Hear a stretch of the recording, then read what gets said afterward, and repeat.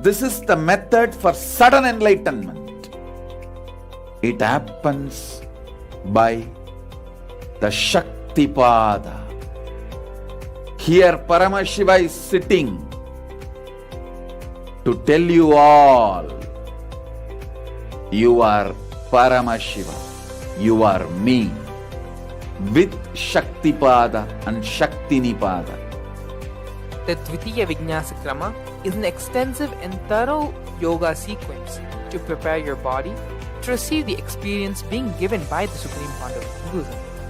Through the yoga, which is aligned as per the source scriptures laid down by Paramashiva and the Agamas, you break all the impossibility in your body and in turn break the very cognition of impossibility.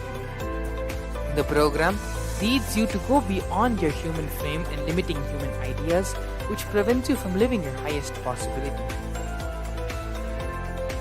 I will reach you wherever you are, whichever corner of the world you may be. I will reach you with enlightenment. Again I tell you, I am not here to prove I am God, I am here to prove you are God. Don't wait to become divine. Register now at paramashivoham.org.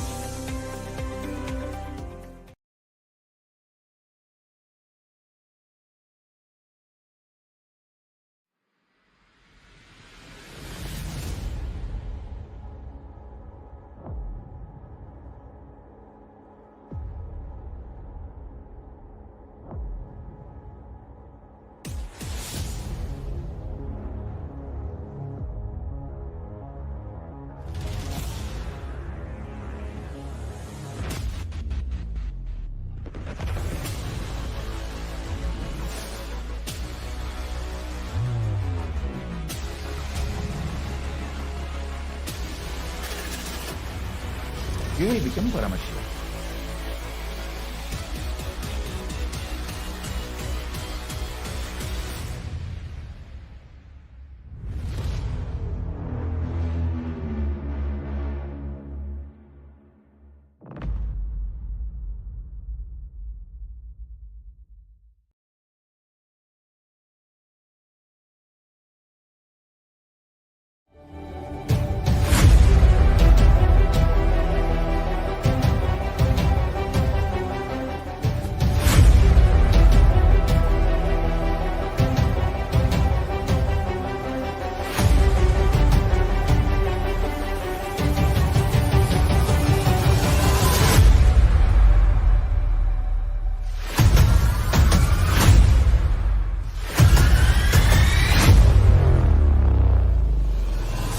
Whatever I shared till now, condensing the whole thing and reviving it as experience, starting from completion, unclutching,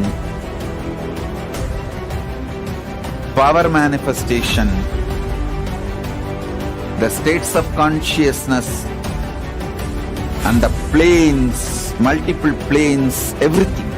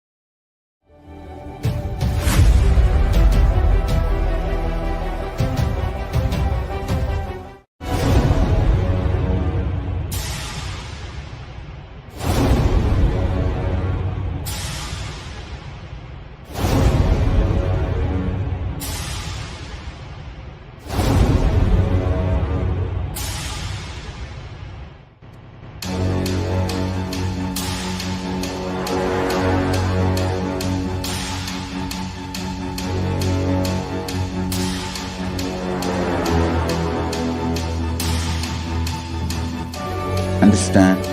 Literally last 39 years from the age of 5, whatever Paramashiva manifested through teaching, speaking, writing, every way, condensing the whole thing and presenting it to you all as experientially in these 21 days through this Jnana Charya, Jnana Kriya, Jnana Yoga, Jnana Jnana is Mahaparamashivoham.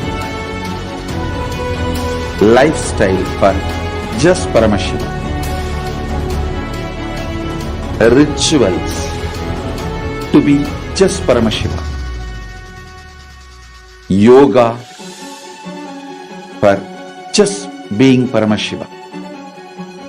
Jnana just Paramashiva.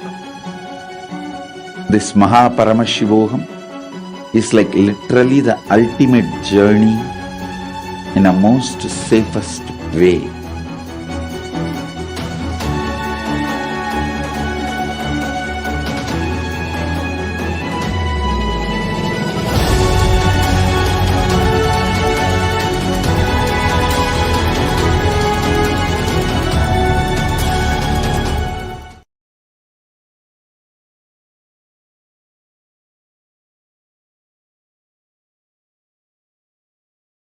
The world leads to a brighter future.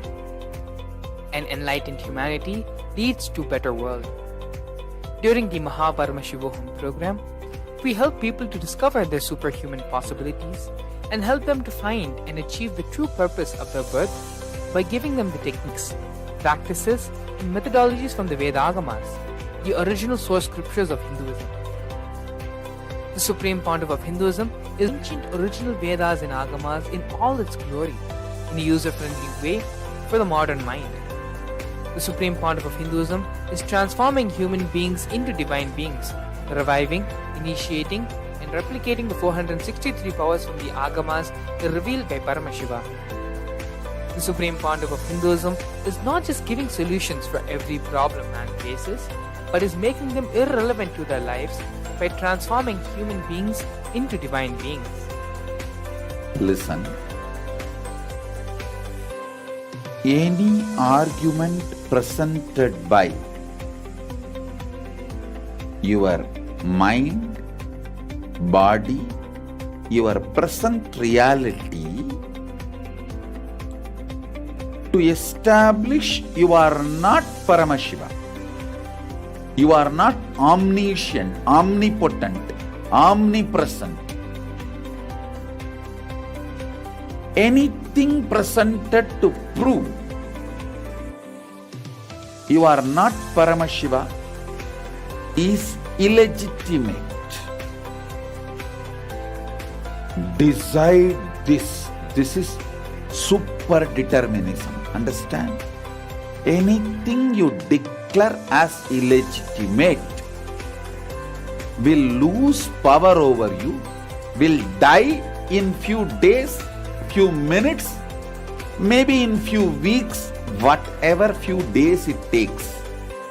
It will not have power over you. Understand, this is the method for sudden enlightenment. This is the method for sudden enlightenment. It happens by the Shaktipada. Here Paramashiva is sitting to tell you all, you are Paramashiva, you are me, with Shaktipada and Shaktinipada. The Dvitiya Vijnasa Krama is an extensive and thorough yoga sequence to prepare your body to receive the experience being given by the Supreme Pontiff of Hinduism.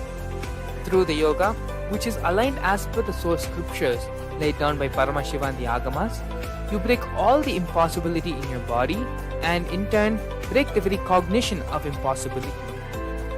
The program leads you to go beyond your human frame and limiting human ideas, which prevents you from living your highest possibility. I will reach you wherever you are, whichever corner of the world you may be. I will reach you with enlightenment. Again I tell you, I am not here to prove I am God, I am here to prove you are God. Don't wait to become divine. Register now at paramashivoham.org.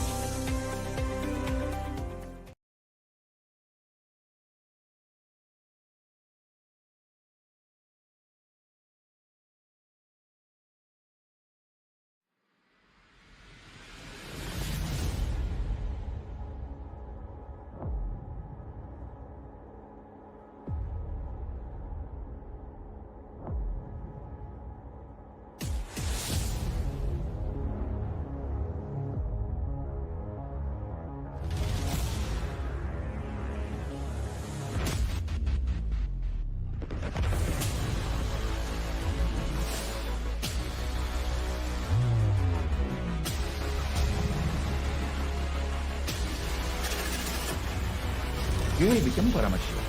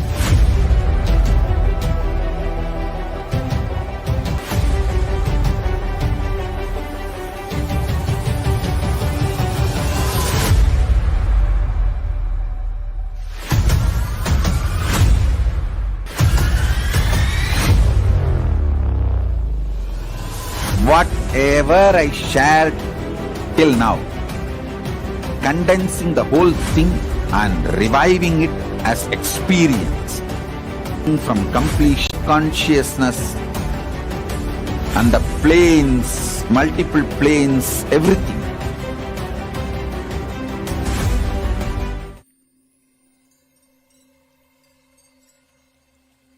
I welcome you all with my love and respect.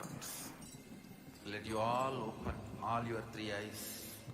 Om Nithyananda Paramashivam.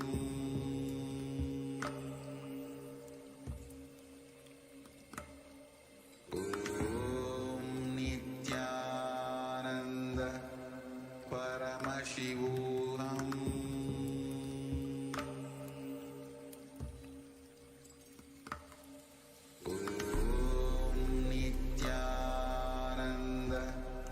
Paramashivam.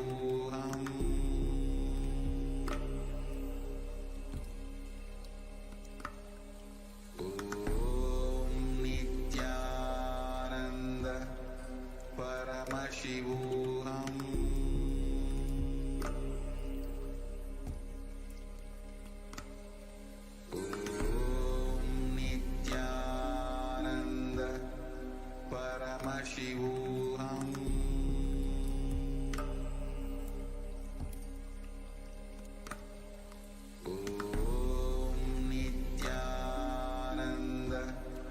Paramashivam.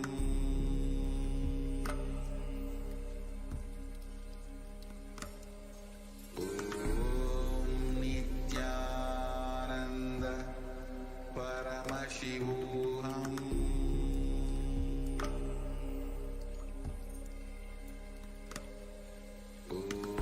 Om Nithyananda Paramashivam. Paramashivam.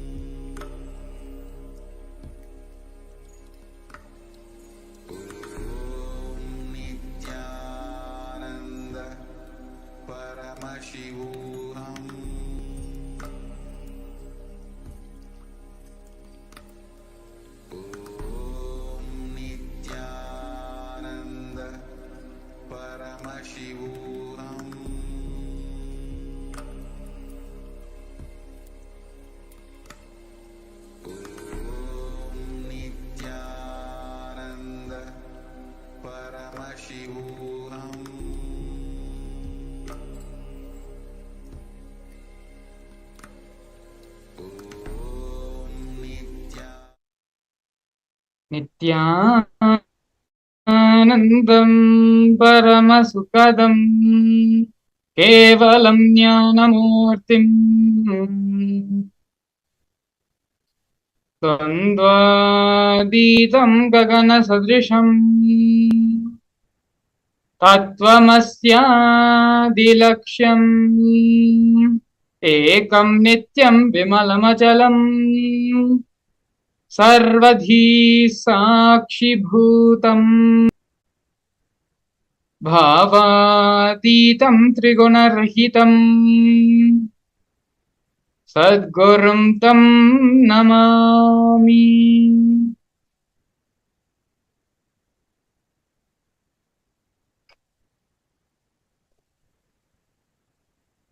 Yes, Nithyananda everyone, we welcome you all for today's another magnificent Bhava Samadhi Darshan with the Supreme Pontiff of Hinduism, Bhagavan Sri Nithyananda Paramashivam.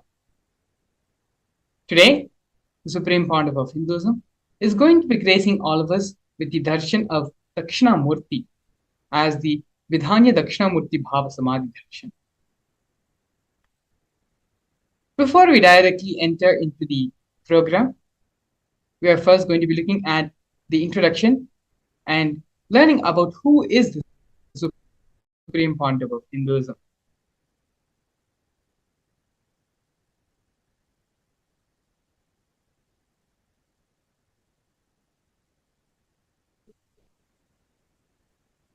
The Supreme Pontiff of Hinduism, Bhagavan Sri Nithyananda Paramashivam, was born on January 3rd, 1978, in the holy and auspicious town of Tiruvannamalai, India.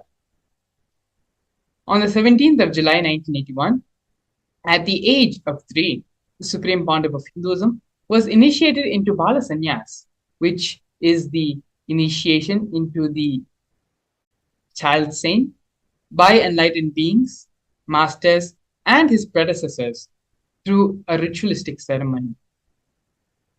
Next, we're going to be looking at the science of identifying incarnations. The Supreme Pontiff of Hinduism was identified as an incarnation by enlightened beings and masters such as Yogi Raj Yogananda Puri, Vidwan Panduranganath, and the 230th Guru Mahasannidhanam of the Tondai Mandala Adinam of Kanchimad.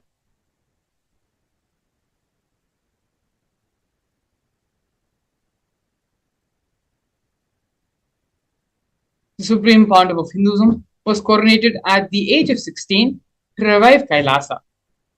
This photograph of the Supreme Pontiff of Hinduism was organized to be taken by his Vedanta Guru, Mata Vibhudananda Puri, also called Mataji Kupammal. You can see there is a conch and a kamandalu, which is the water pot, to the left of the Supreme Pontiff of Hinduism, and a wooden staff to his right, all of which were given by her as part of the traditional items that are handed over, along with the official induction as the successor into the lineage.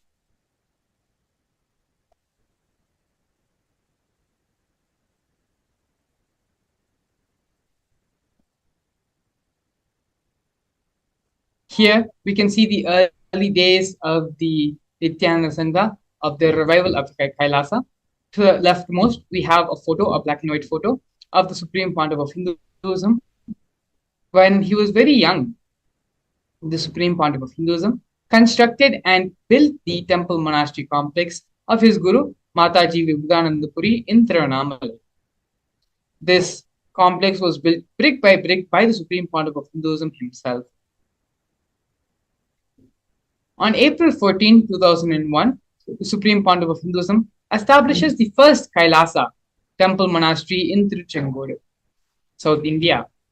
You can see the Supreme Pontiff of Hinduism's own handwriting annotation on the photograph, where the Supreme Pontiff of Hinduism has noted the auspicious occasion on this day. Next, in the year 2002, 1 year later, on November 4th, at the age of 24, the Supreme Pontiff of Hinduism establishes the headquarters, Adi Kailasa Sarvanya Peetham, in South India. By the age of 26, In the year 2004, the Supreme Pandava of Hinduism conducts mass living enlightenment initiation conventions, taking people through powerful cleansing processes of our seven energy centers. These mass living enlightenment initiation conventions happened all across the globe in various parts of the world. In the year 2005, at the age of 27, the Supreme Pandava of Hinduism was welcomed with the proclamation message by the mayor of St. Louis, Francis G. Slade.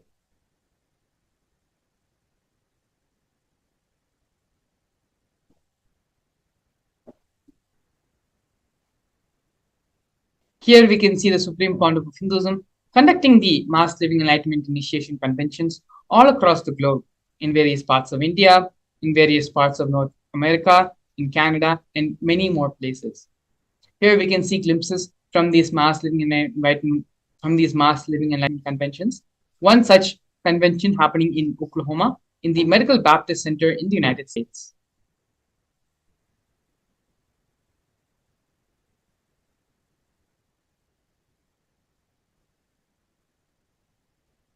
In the years 2015 and 16, the Supreme Pandava of Hinduism initiated thousands into the mass living enlightenment during the Kumbh Mela festival, both in Nasik in 2015 and in the Ujjain Kumbh Mela in 2016.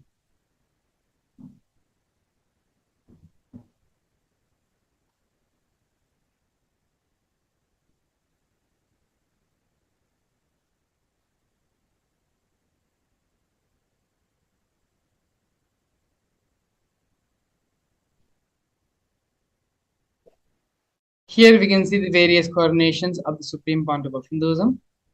Where the first coronation which happened to the Supreme Pandava of Hinduism was when the Supreme Pandava of Hinduism was very young. And at that time, the Supreme Pandava of Hinduism was ordained as the 233rd Guru Mahasannidhanam of Kanchi Kailasa Sarvanya Peetham, which is the Tonde Mandala Adhinam. In the coming years, the Supreme Pandava of Hinduism was coronated as the incumbent emperor of the Suryavamshi Surangi Samrajya, was coronated as the 23rd Guru Mahasannidhanam of Dharma Mukti Swargapuram. In the year 2012, the Supreme Pandava of Hinduism was coronated as 293rd Jagat Guru Mahasannidhanam of Kailasonatha Shyamalapita Sarvanya Peetham of Madurai. In the year following that, in 2013, the Supreme Pandava of Hinduism was coronated as the present Mahamandaleshwar, which is the supreme spiritual head of the Mahanirvani Akhada, which is the most ancient and oldest apex body of Hinduism. In the year 2014, the Supreme Pandava of Hinduism was coronated as the 1008th Acharya Mahamandaleshwar, which is the head of all the spiritual leaders of the Atal Akhada. In the year 2015, the Supreme Pandava of Hinduism was elected as the Supreme Pandava of Hinduism by a congregation of over 1,000 Hindu leaders, pontiffs.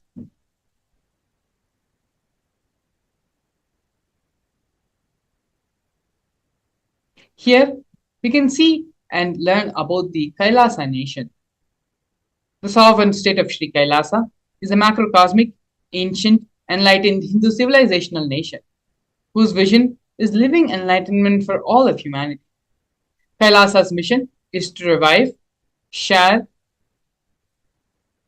with today's world the practical applications of the greater science of authentic Hinduism, including Hindu cosmic physics, Hindu alchemy, Hindu cosmology, Hindu biology, mathematics, the power manifestation science, and other sciences as revived by the Supreme Pandava of Hinduism.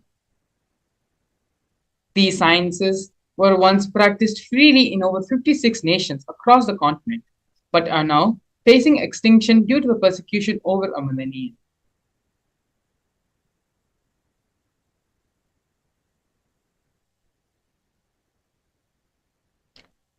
We are now going to be looking at the 108 Sri Kailasas Uniting Nation initiatives.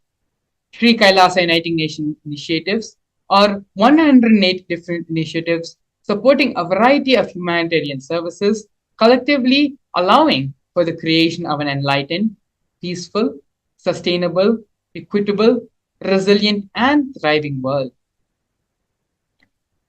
One of the projects which we're going to be looking at by Sri Kailasa Uniting Nations is the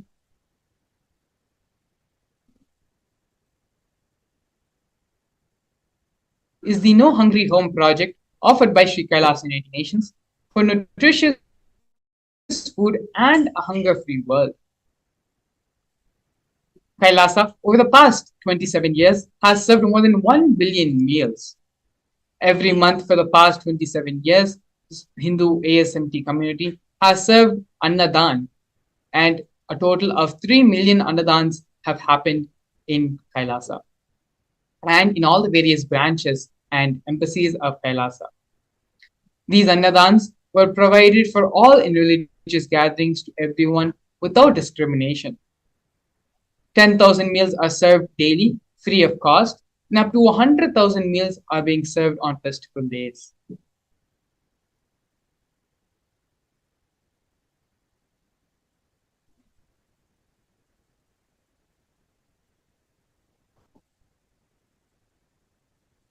Here we can see Kailasa's protective and preventive COVID care centers offered by Sri Kailasa United Nations for affordable and holistic healthcare.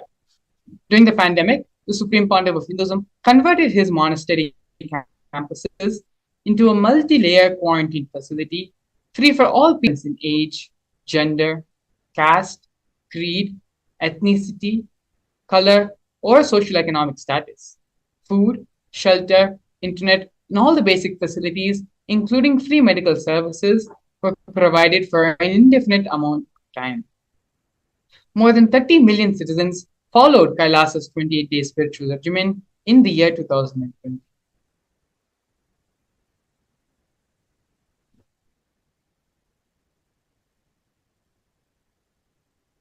Next, the university and the Nithyananda Gurukul, both offered by Sri Kailasa Reform and Development. The Nithyananda University is established by the Supreme Pontiff of Hinduism and is the world's university. Nithyananda's Hindu University has more than 20 million enrollments, 7,000 free courses, and extended campuses in 150 different countries. The Nithyananda Gurukul is inaugurated by the Supreme Pontiff of Hinduism on the 2nd of October 2006 and is for the revival of the ancient Adishaiva Guru disciple education system, which is an authentic knowledge transmission system based on enlightenment.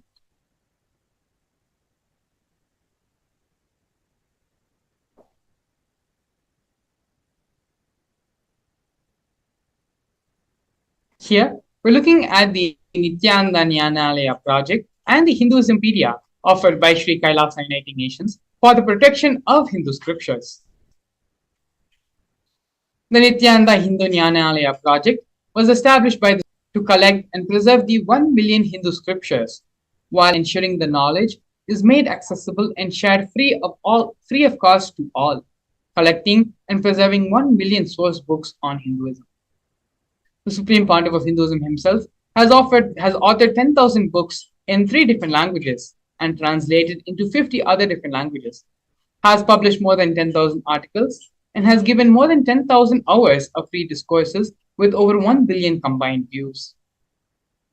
Kailasa's Hinduismpedia is an establishment by the Supreme Pontiff of Hinduism, where the Supreme Pontiff of Hinduism has collected more than 15 terabyte digital books and rare manuscripts from all 19 Sarvanyapitas, ancient mats, and ashrams, 1 million pages on Hinduism, and a collection of 22,000 digital books, 1,000 e-textbooks, and 100,000 articles on various topics of Hinduism.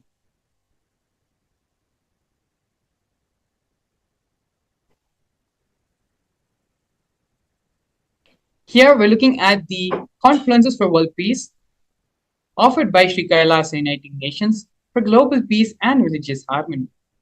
In the year 2009, the Supreme Pontiff of Hinduism organized a month-long peace walk covering 1,000 kilometers and 1,000 villages to bring together in harmony from all walks of life to promote feeling connection and oneness among people.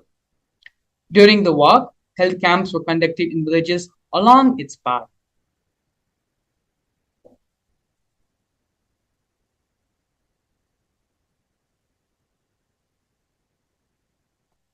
Next, we have Sri Kailasa Uniting Nations for Feminine Empowerment and Gender Equality, offering women empowerment programs. The first is the Kailasa Yogini Saranyapeetham, which is the establishment of yoga and meditation universities to empower their quality of life and emphasis on life solutions through Vedas and through the Agamas, empowering the indigenous rural women, fighting against wrongful gender stereotyping, gender-based violence, and lack of inclusive and quality learning environments. Some of these initiatives include the Nithyananda Kailasa's Nithyananda Lakshmi project, which is a microfinancing service. Kailasa's Women Foundation and Women Empowerment Self-Help Centers, which was launched in 108 places around the world since its initiation in 2009. Kailasa's Ankita program, which is the providing of foundational literacy about working of basic community services and infrastructure environments. Kailasa's Ashray program, providing vocational training programs to rural and indigenous women to provide equal opportunities and access to independent, self-sufficient financial environments to them. The Supreme Pontiff of Hinduism has revived the Vedic feminism in Kailasa, where 80% of the leadership positions are occupied by women.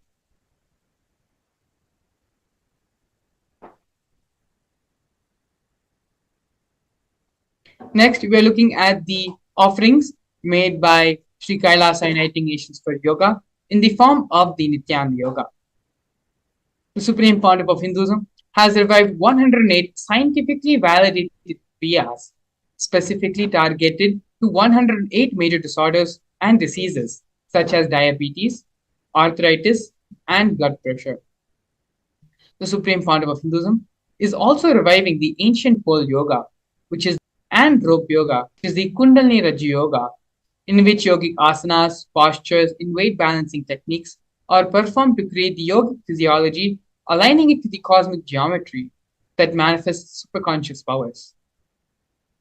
Not only that, but the Supreme Pontiff of Hinduism has also been awarded 2 Guinness World Records for the largest rope yoga class and the largest Shiva Stamba class, with bringing worldwide attention to these extraordinary forms of yoga. These Guinness World Records were established on the 30th of September and 3rd of October, respectively.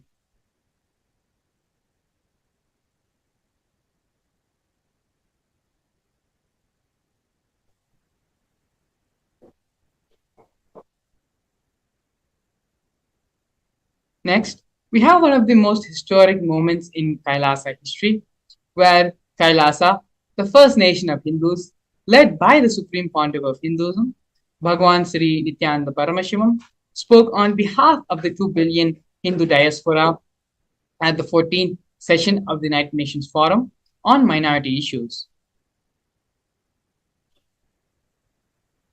A significant milestone in the history of Hindus and the sovereign state of Sri Kailasa happened on the 2nd of December 2021. His Excellency Sri Nithya Moksha Priyananda, Ambassador Extraordinary and Plenipotentiary of Kailasa, represented the persecution of Hindus at the 14th session of the United Nations Forum on Minority Issues. The theme of the forum was conflict prevention and protection of human rights of minorities. This was the first time the plight of persecuted Hindu minorities was represented in the United Nations.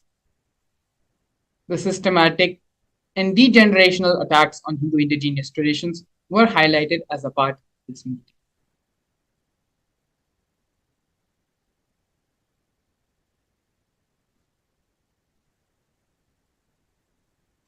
Here we're looking at the various illegal persecutions and attacks happened on Kailasa and on the Supreme Pontiff of Hinduism.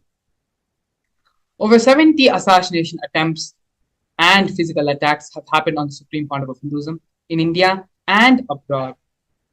40 attacks on community members, destruction of temple monasteries and properties, over 60 incidents of attacks of molestation and rape of women and women monks. Intense lawfare through the 100 different false cases, legal cases, being falsely accused and put on the Supreme Pontiff of Hinduism.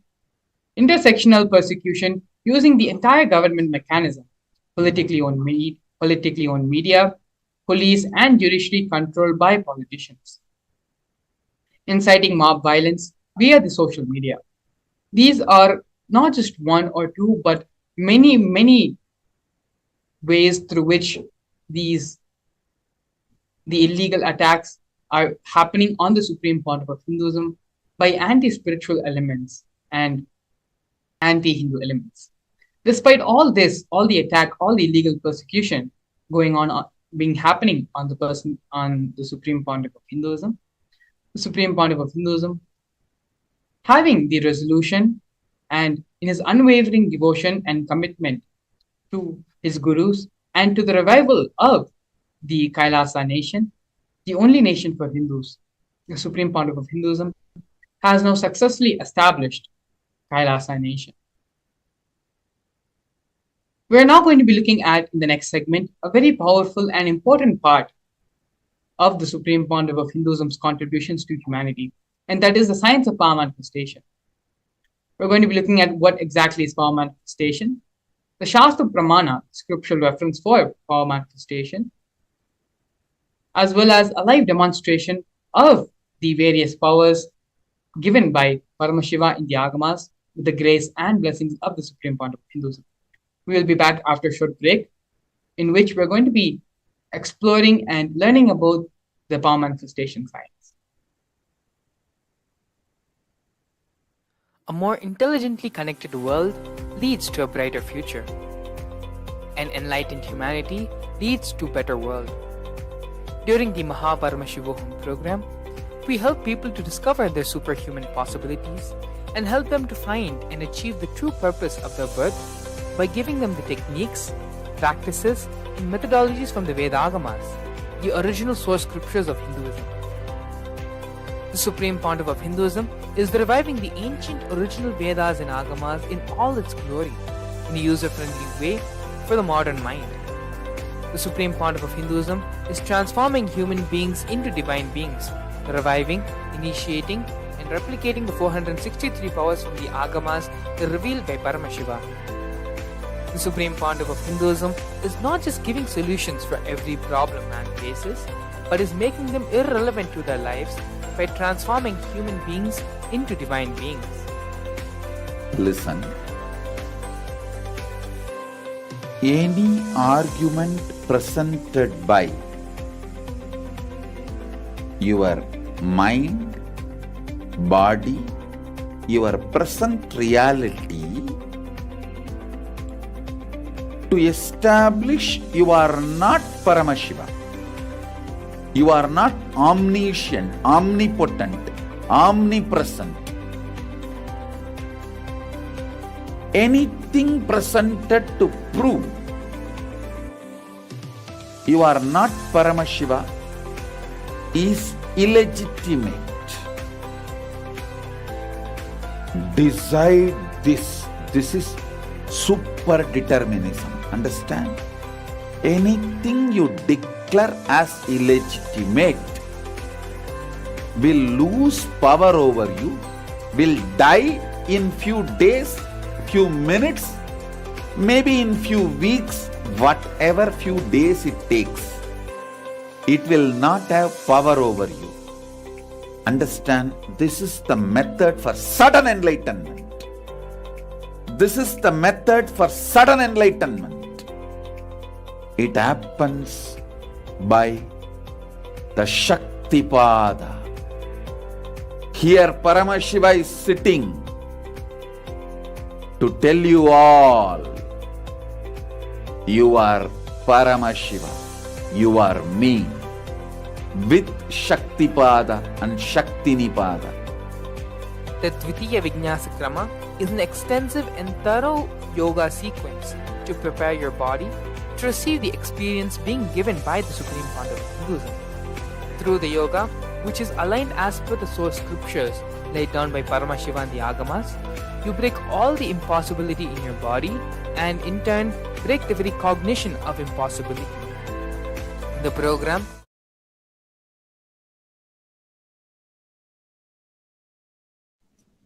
Nithyanandam, we welcome all the viewers watching us live on our social media platforms on the official Supreme Pontiff of Hinduism, Nithyananda Paramashivam YouTube channel and the official Facebook page to this powerful and beautiful session on manifesting powers. In this session, we're going to be understanding and learning various aspects of power manifestation, like how is it helpful and how is it beneficial to our lives? What is the difference between the other people who manifest Shaktis, who manifest Siddhis, and the initiated disciples who manifest Shaktis. And ultimately, we are going to be having a powerful session, a powerful demonstration on the manifesting Shaktis of Paramashiva.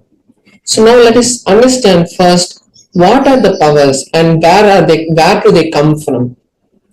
The powers actually come from the Vedas and Agamas, which are the source scriptures of Hinduism. And in the Vedas and Agamas, Paramashiva reveals in detail about how every human is hardwired to manifest the Shaktis of Paramashiva. Manifesting powers are given in detail in the Vedas and Agamas, a step-by-step methodology of how to manifest them and how, when we achieve enlightenment, how these manifestations happen.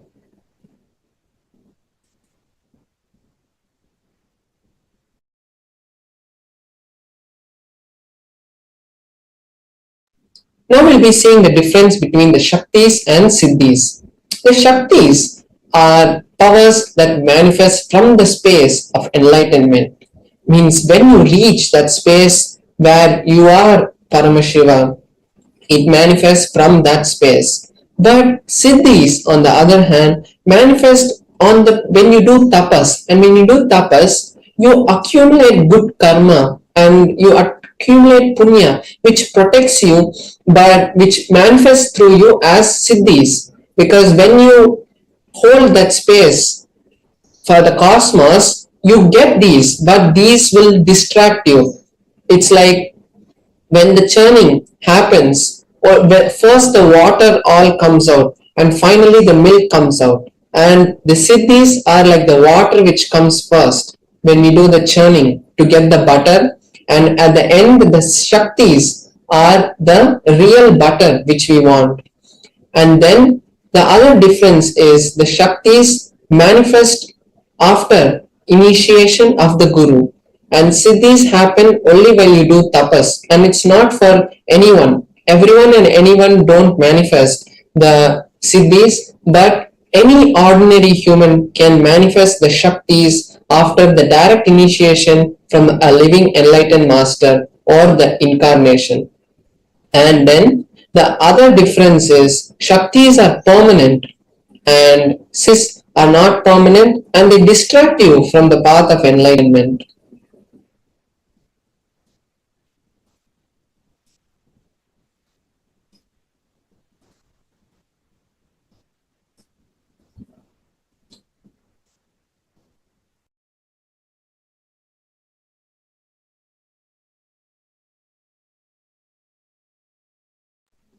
Now we're going to be seeing the various pramanas. How are these powers derived? From where do we get these powers and how is it validated? What is the foolproof authentication method that is used by the ancient rishis to validate these powers? So these powers are validated in 4 different ways. First is the supreme authority of these is the Shastra Pramana. The Shastra Pramana is the direct revelation from Paramashiva, what Paramashiva has given to us in the Vedas and Agamas, which are the source scriptures for Hinduism. Then we have the Apta Pramana, which is the experiences which are time tested and foolproof. And after thorough research, the ancient rishis, who are the scientists, and the enlightened masters who have come before, like Ramana Maharishi and Ramakrishna, their experiences about these powers, how they manifested and how they had taught their disciples. So that is the Apta Pramana. The Atma Pramana is the validated experiences of the Supreme Pontiff of Hinduism. How the Supreme Pontiff of Hinduism, after manifesting these Shaktis, he validates them with the Apta Pramana, seeing whether his experiences match the Apta Pramana, and then seeing whether his experiences match with the Shastra Pramana. After that, he reveals it to us as his Atma Pramana. Then we have the Pratyaksha Pramana, which is the scientific study and the empirical evidence of these Shaktis. What science understands when these powers manifest. And now we're going to be going through a detailed explanation of each of these Pramanas for the powers. So before that, we'll be seeing the source of these Shaktis. Who is the source? So as I mentioned before, the source of these Shaktis. Paramashiva is the primordial divinity, and he is the ultimate reality and the self-effulgent. He is also Swayam Prakasha, which is self-effulgent, and he is omniscient and omnipresent. From him, this whole universe is manifested, and by his manifestation, the 5 actions are manifested, which is the creation, sustenance, rejuvenation, removing from delusion, and liberation. So through these 5 actions, all of this whole universe, this whole cosmos, this whole existence that is there, which we know, is created and sustained. The ultimate truth about Shaktis is when the powerful cognitions are mapped into our consciousness, when the jnana is mapped into the prajna, it manifests as possibilities and powers in every being, which is prajnana.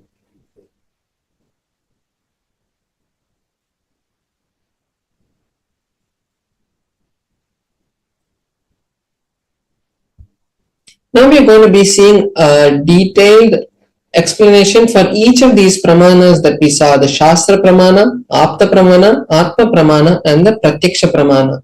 So first we have the Shastra Pramana for the power of third eye, which is from the Vijnana Bhairava Tantra, a scripture directly revealed by Paramashiva to Paramashiva Shakti. And in that scripture, he gives the reference for the power of third eye. And third eye is not just the blindfold reading, but it is the extraordinary intra-organ which is given to all of us by Paramashiva. So the Shastra Pramana is from the Vijnana Bhairava Tantra, Sutra 34. Kapalantarmanonyasa tishtannmilitalochanaha kramena manaso dhadyat lakshayed lakshyamuttamam.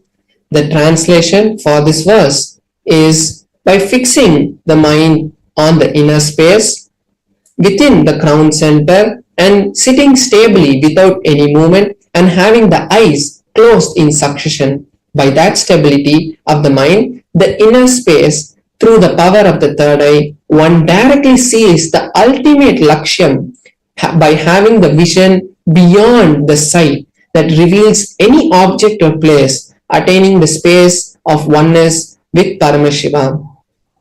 So we can see here how Paramashiva has given the detailed understanding of how these powers manifest. And it is by the space of ultimate oneness with Paramashiva. Now we are seeing the Apta Pramana for this power, which is from the Bhagavad Gita.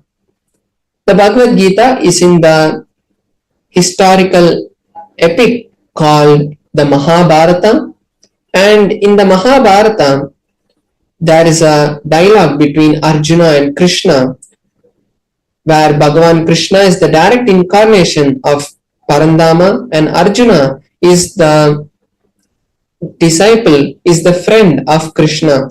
And before going to the war, Arjuna has some delusion which blocks him from performing the instructions of Bhagavan Krishna. And at that time, the ultimate scripture of the Bhava is revealed to humanity. So in that, the 11th chapter, Arjuna has the desire to see the divine vision, the divine darshan.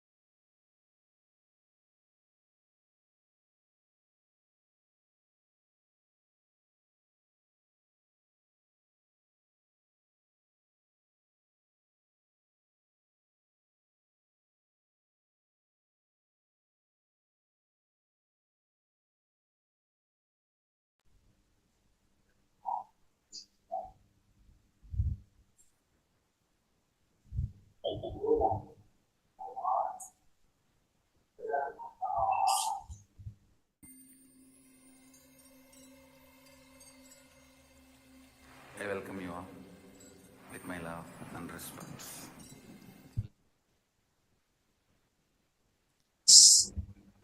Sorry for the technical glitch. Yes. So we were seeing from where the Bhagavad Gita was revealed and how the Bhagavad Gita was revealed and how Arjuna had asked Krishna that Arjuna wanted to see the cosmic form, the Vishwarupa Darshana of Krishna. So Arjuna asked Krishna, and Krishna says to Arjuna, "You cannot see my cosmic form with these physical eyes of yours. Therefore, I grant you the divine vision of the third eye. Behold my cosmic opulence." So this is the 8th verse of the 11th chapter. And after that, what happens is Arjuna sees, Arjuna's third eye is awakened, and Arjuna is able to see the Vishwarupa Darshana of Bhagavan Sri Krishna. And then in the whole 11th chapter, Arjuna narrates that beautiful darshan that he has. Next, we'll be seeing the Atma Pramana of the Supreme Pontiff of Hinduism, how he experienced this power.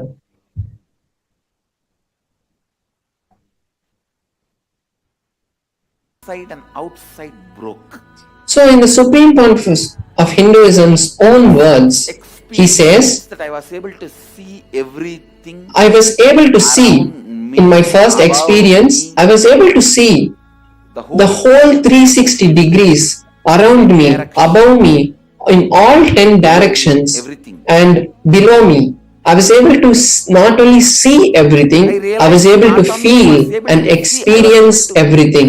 So as we saw in the Shastra Pramana, the verse says that once the mind and body is in stable oneness with Paramashivam, which I was sitting, you will be able to see beyond the sight and have the divine vision of the ultimate goal, Lakshyam, and you will have the equally. extraordinary oneness and Advaita with Paramashiva. So we can see this in this experience of the Supreme Pontiff of Hinduism. Next, we'll be seeing the empirical evidence, which is the scientific study on the Supreme Pontiff of Hinduism. Bush, shrubs, everything. So here we can see the scientific research that has been conducted on the Supreme Pontiff of Hinduism.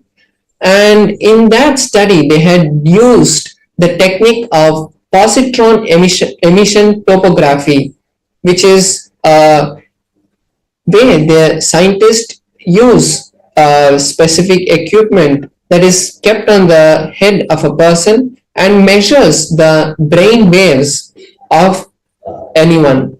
So we can see how in this picture the Supreme Pontiff of Hinduism itself is going through the research, and when they had done the measurements, they found high activity in the which hosts the third eye, where the third eye is. So in the frontal lobe of the Supreme Pontiff of Hinduism, they were able to see high amount of activity being released, and 90% of the energy was from that place, and the whole rest of the brain was silent and had become dark.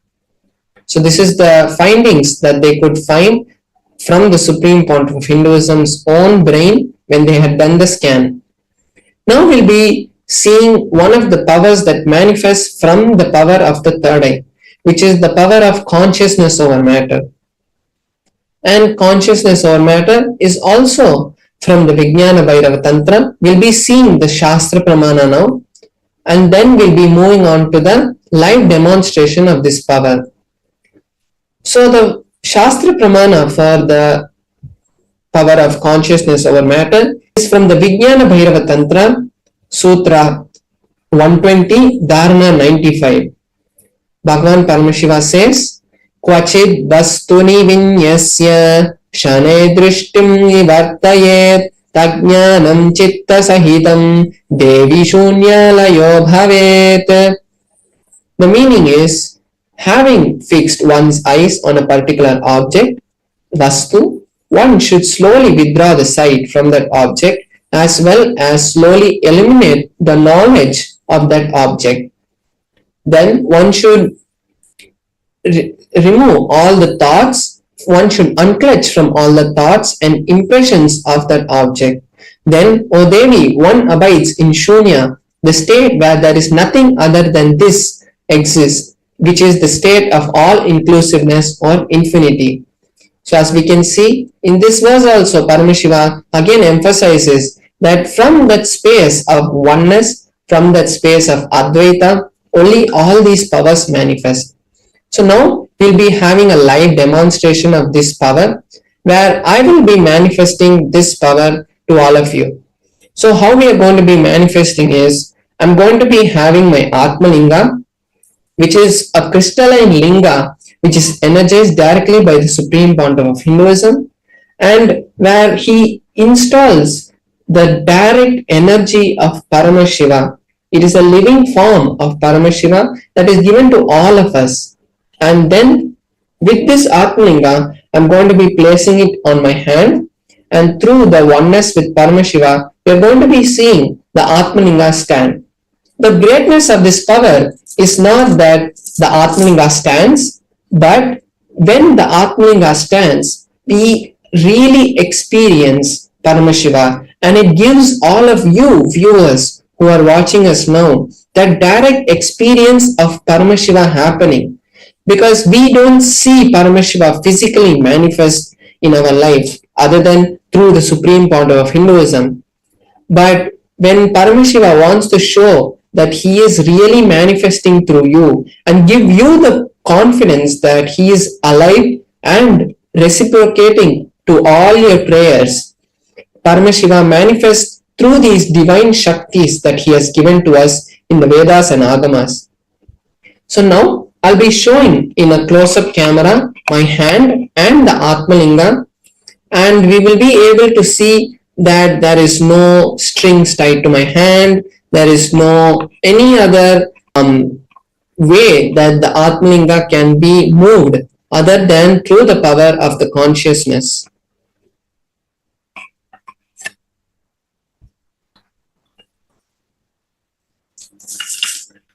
So here we can see my hand and the Atmalinga. And the Atmalinga, as I said, mentioned before, it is made of a crystalline material, and the Atmalinga cannot be moved by a magnet. And we can see that my hand also, there is no kind of glue, there is no kind of strings tied. And when I'm going to be doing the manifestation, I'm also going to be having this tissue paper. So you can see that it's just a plain tissue paper. There's no strings or anything in it.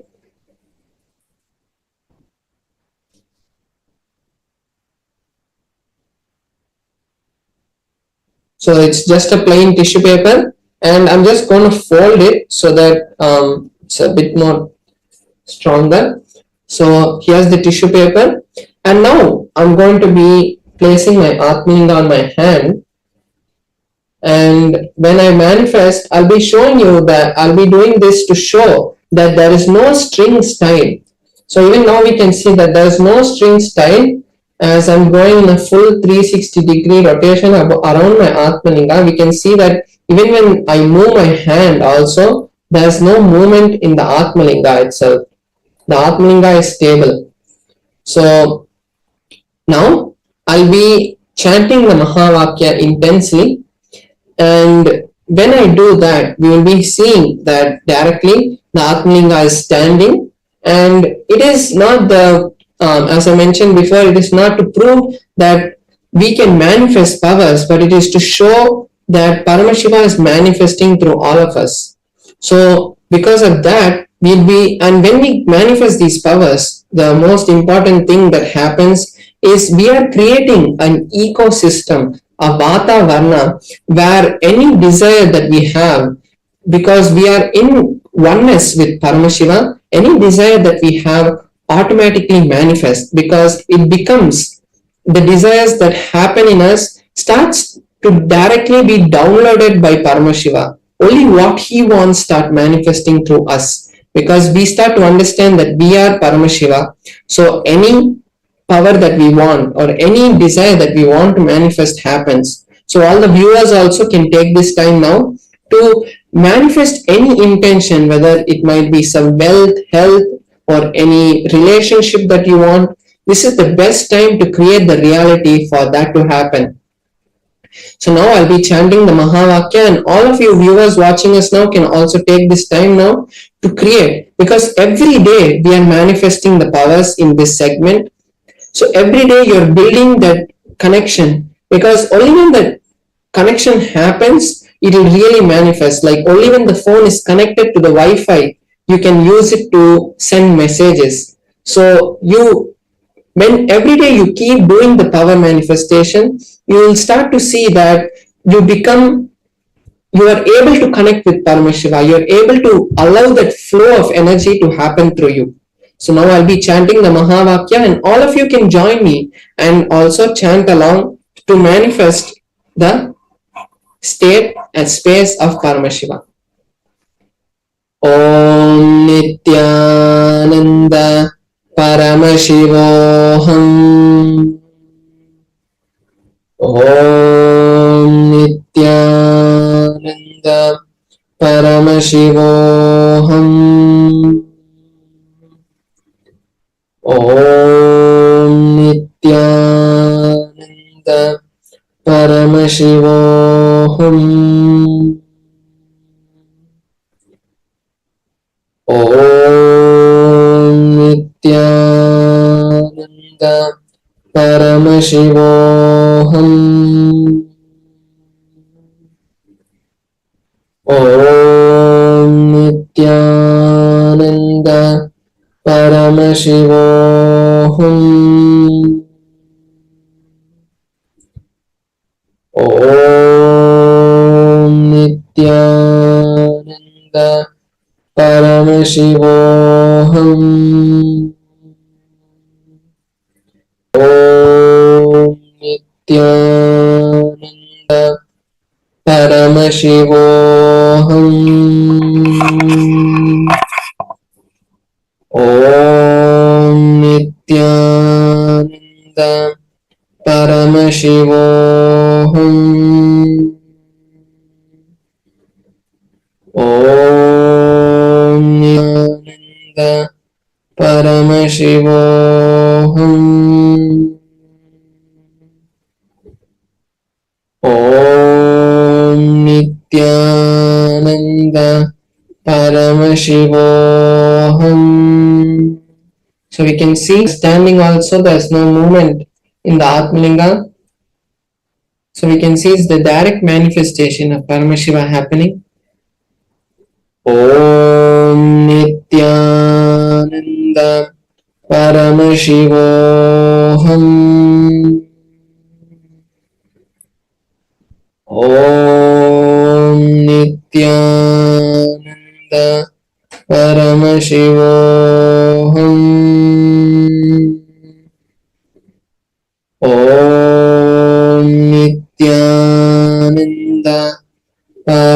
Paramashivoham.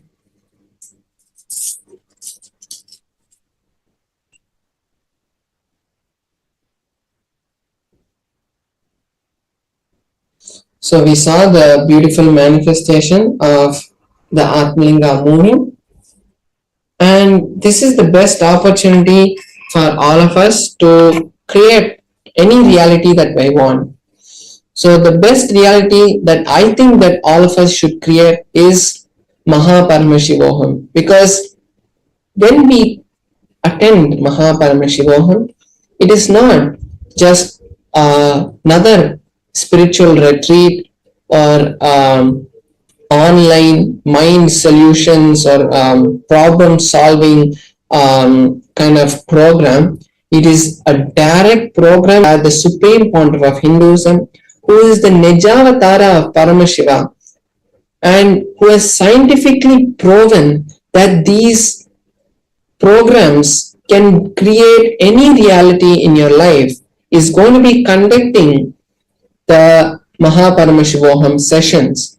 And when we sit in those sessions, what you think about wealth, health, powers, money, anything that you think, there'll be a change, because you will get the real understandings, real cognitions about these powers.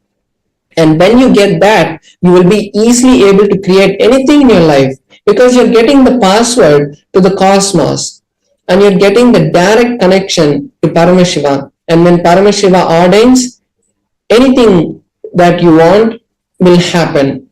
So now will be, you can all take some time now to create that intention first. Maybe you don't have this cognition or understanding right now that your reality is being blessed by Paramashiva, because when he wants you to attend the program, when he wants you, it is only by his will that you can do anything. It is not being bound by Paramashiva, but it is the way that Paramashiva has given human beings the enough of freedom as they get responsible. So with responsibility, automatically freedom happens. So when we really understand that we are Paramashiva, that is the freedom and that is the responsibility that we are taking. So Paramashivoham is the best opportunity for all of us to create any reality and really manifest Paramashiva through us. So now we'll be moving on to the next segment, where we'll be learning some really powerful cognitions and understandings about our life. How using those powerful cognitions we can change a lot of problems that we are facing today and create the new future that we want. So we'll be right back with you after a short break. Thank you, Nithyanandam. A more intelligently connected world leads to a brighter future. An enlightened humanity leads to a better world. During the Paramashivoham program, we help people to discover their superhuman possibilities and help them to find and achieve the true purpose of their birth by giving them the techniques, practices, and methodologies from the Vedagamas, the original source scriptures of Hinduism. The Supreme Pontiff of Hinduism is reviving the ancient original Vedas and Agamas in all its glory, in a user-friendly way for the modern mind. The Supreme Pontiff of Hinduism is transforming human beings into divine beings, reviving, initiating, and replicating the 463 powers from the Agamas revealed by Paramashiva. The Supreme Pontiff of Hinduism is not just giving solutions for every problem man faces, but is making them irrelevant to their lives by transforming human beings into divine beings. Listen. Any argument presented by your mind, body, your present reality to establish you are not Paramashiva. You are not omniscient, omnipotent, omnipresent. Anything presented to prove you are not Paramashiva is illegitimate. decide this. This is super determinism. Understand? Anything you declare as illegitimate will lose power over you, will die in few days, few minutes, maybe in few weeks, whatever few days it takes. It will not have power over you. Understand, this is the method for sudden enlightenment. This is the method for sudden enlightenment. It happens by the Shaktipada. Here Paramashiva is sitting to tell you all, you are Paramashiva, you are me, with Shaktipada and Shaktinipada. The Dvitiya Vijnasakrama is an extensive and thorough yoga sequence to prepare your body to receive the experience being given by the Supreme Pandava of Hinduism. Through the yoga, which is aligned as per the source scriptures laid down by Paramashiva and the Agamas, you break all the impossibility in your body and in turn break the very cognition of impossibility. The program leads you to go beyond your human frame and limiting human ideas, which prevents you from living your highest possibility. I will reach you wherever you are, whichever corner of the world you may be. I will reach you with enlightenment. Again I tell you, I am not here to prove I am God, I am here to prove you are God. Don't wait to become divine. Register now at paramashivoham.org.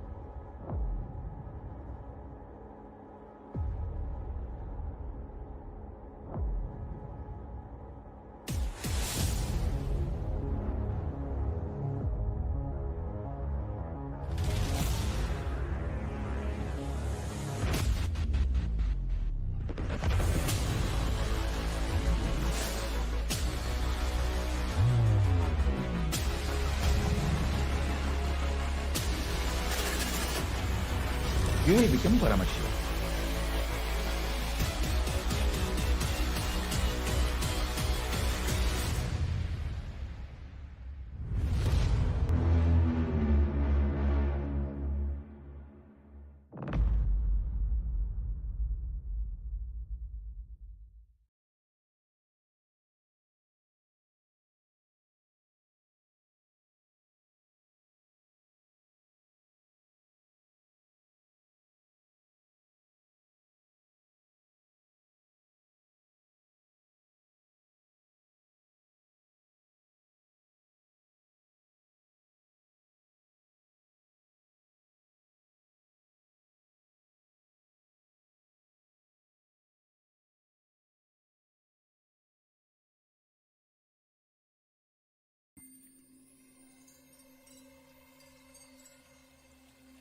I welcome you all with my love and respect. Let you all open all your three eyes. Om Nithyananda Paramashivam.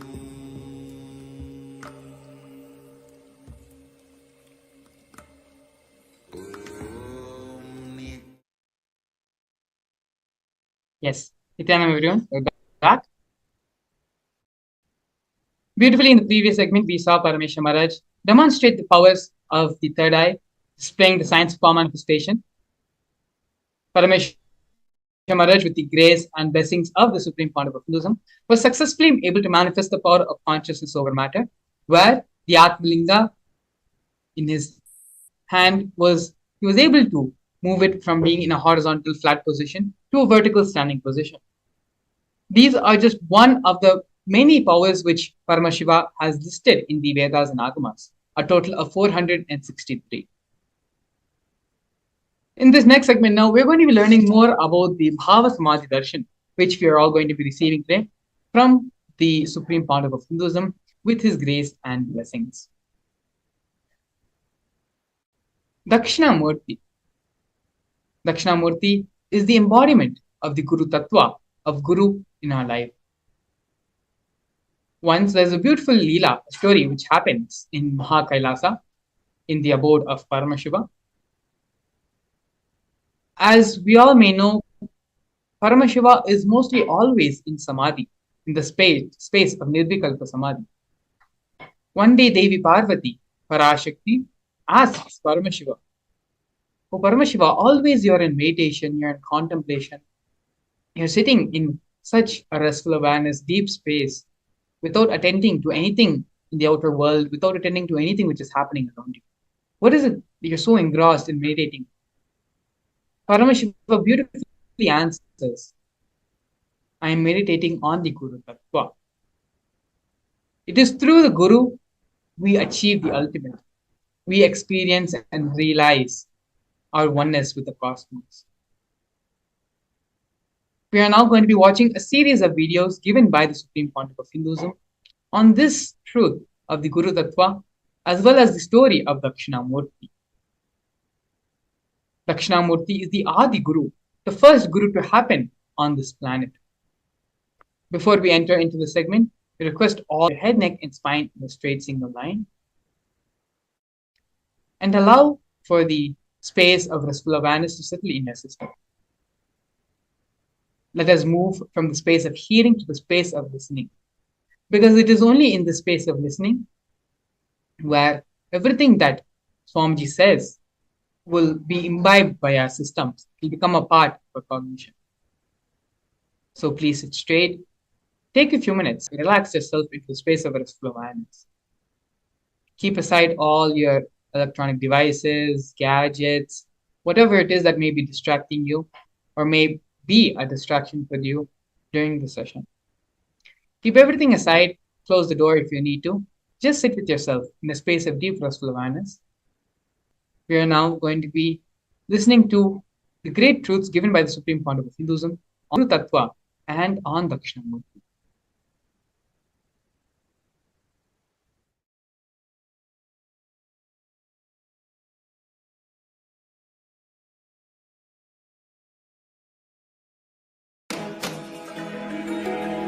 When we say Dakshinamurthi teaches in silence, it is not that he never utters a word, but just by a word, he will transmit petabytes of information.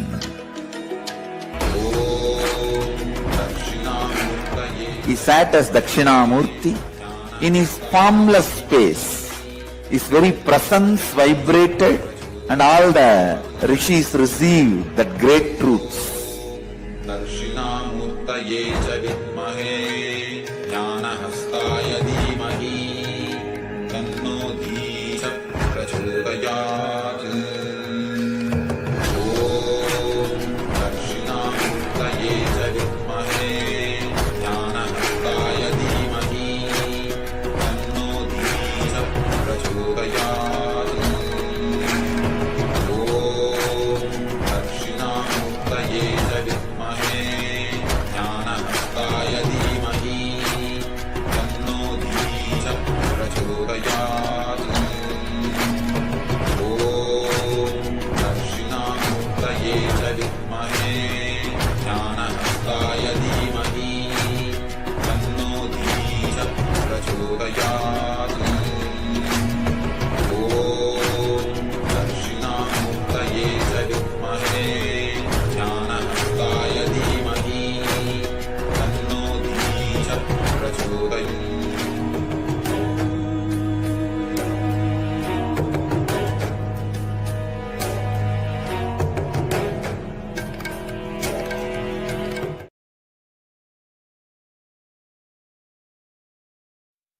So, Silently, Shiva lands in the Tarugavana as a handsome young man.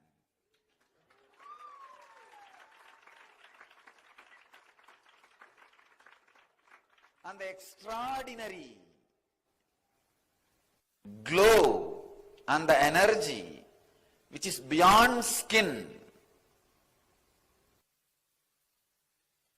the extraordinary radiance, tejas, beyond the skin color, extraordinary attraction beyond the size of the body, he manifested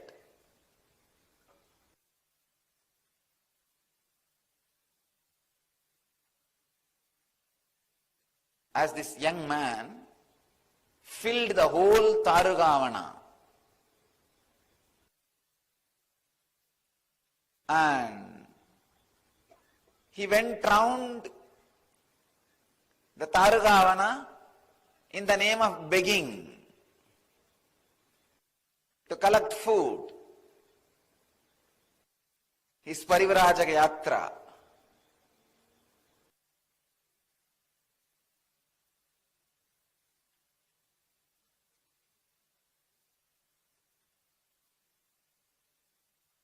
All the wives of the rishis saw this extraordinary charismatic energy expression.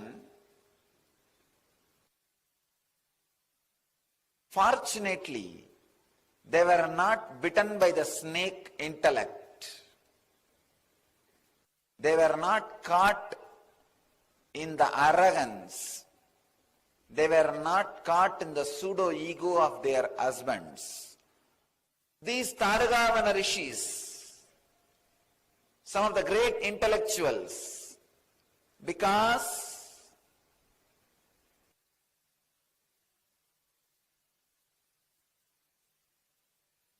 they felt they can do anything they want through the power of yajnas, yahas. They started experiencing or feeling the subtlest problem of life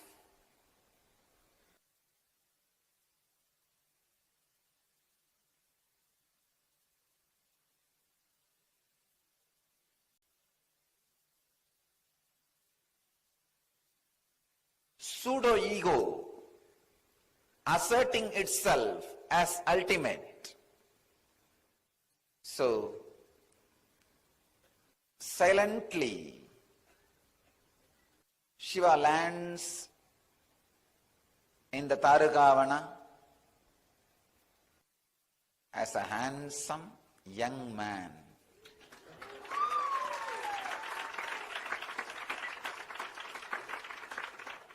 And the extraordinary glow and the energy which is beyond skin,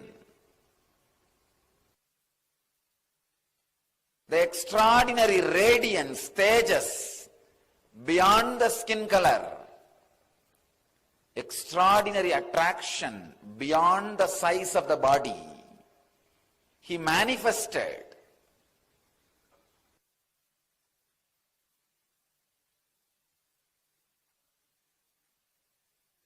as this young man filled the whole Tarugavana. And he went round the Tarugavana in the name of begging to collect food. His Parivrajaka Yatra.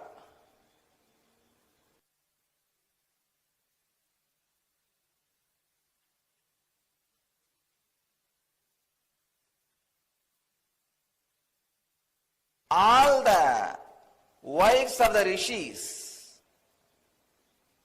saw this extraordinary charismatic energy expression. Fortunately, They were not bitten by the snake intellect. They were not caught in the arrogance. They were not caught in the pseudo-ego of their husbands. They saw this young man, ascetic, a sadhu, walking in the streets, asking for alms. Not only they gave food, they just lost themselves in his presence and glory.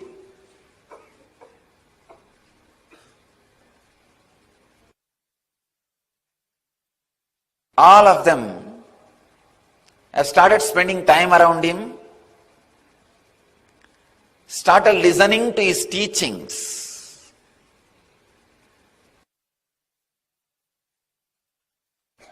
Imbibing those ideas. The problem started in the house. So it is too much. Within 2 days, there was a meeting of all the intellectuals, big discussion, how to stop this young sadhu going around and begging and giving lessons and teachings and taking classes. Something immediately need to be done, otherwise we will not have anybody in our house. We will be left all by ourselves. Everybody has started following them. They created a violent plan. We need to destroy him, finish him off. So they gathered.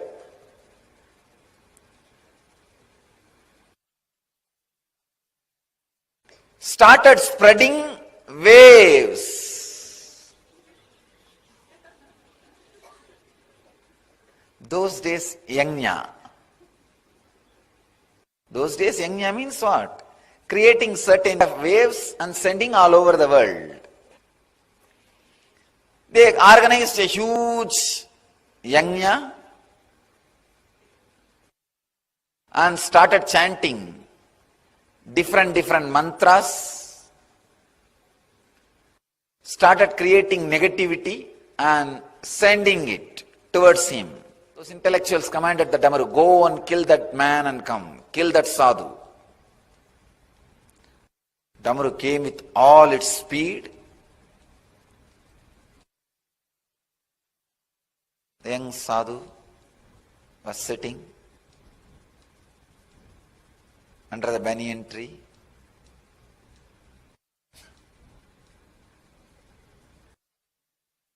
The light smile, opened his eyes and saw what is coming. The Damaru with all the vigor and power was trying to come near to destroy. All this young sadhu did, he just caught it and kept in his hand to play whenever he wants. Then they created another huge weapon. It's called Maru. They sent that weapon. All right, at least you go and destroy him and come back. Neither Damaru nor Deer did the job. You go. When that came again, he did not even move. Just picked up that Maru and kept it in his right hand. Be with me. You may be useful whenever I want.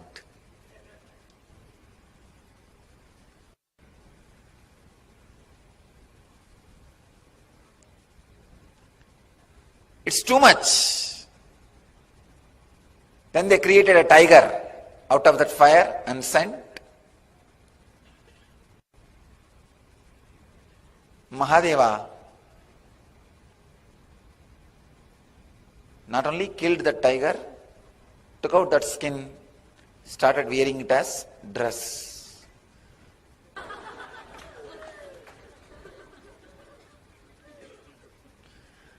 So he started wearing his as dress.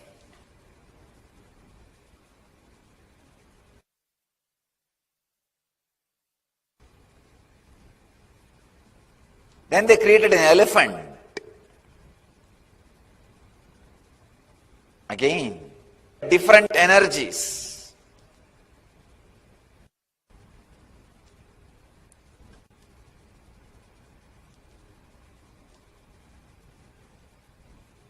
Finally created a asura, dark,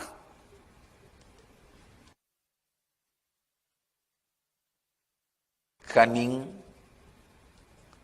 cruel, dumb.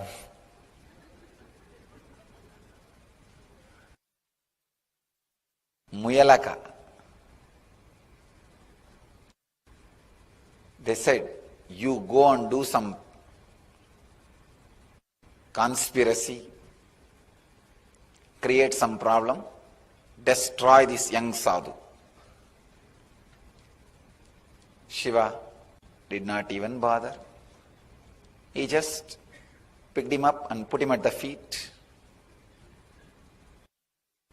He was dead. But these asuras are dangerous.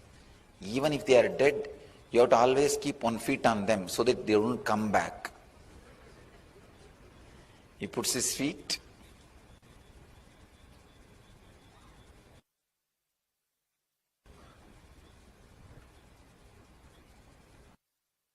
Realizing their utter failure,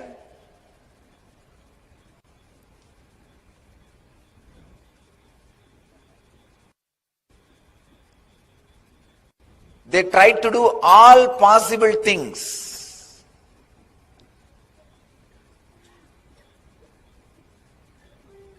Sending different weapons in a different way and different negative energies. But nothing could hurt Mahadeva. Nothing could hurt that young sadhu. Everything goes and just surrenders itself at his feet. They were shocked, surprised, unable to understand what is going on, confused, completely disturbed. The very fire, Agni, in which they do the homa and create anything they want, that very fire they commanded, come on, it is time, you go and destroy him, or we will be destroyed. The fire comes in full speed. That's the last weapon they had.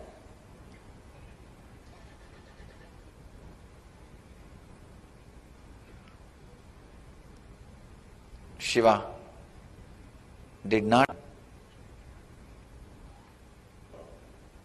just opened his eyes, picked up that fire in the left hand, still he is holding in the left hand. You can see, as Dakshinamurthy, he will be holding it in the left hand. That is the fire. Now, these rishis lost practically everything. Nothing is left.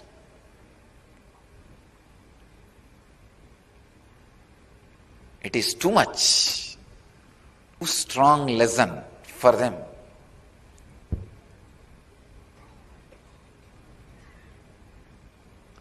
But even though they were thinking about this young sadhu to destroy him, but continuing about him has brought some good things to them.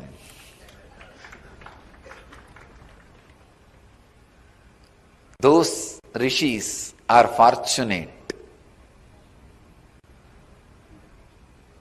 Maybe the layer of negativity they carried was very less. Just because they were constantly thinking about him, they finally decided, if there is somebody who can stand all the negative things we can do and still be calm, composed and continue what he wants to do, then he must be extraordinary power. They had little intelligence also along with their intellect. Fortunately, they went and surrendered at the feet of Mahadeva. Because they surrendered, Shiva gave knowledge to them also. Not only he saved humanity from these atheistic intellectuals, because they also surrendered, he saved them also from themselves. By his presence, intense silence, he liberated them, enlightened them, made them to understand just the karma or the extraordinary powers are not ultimate. There is something more than that. Understand this story.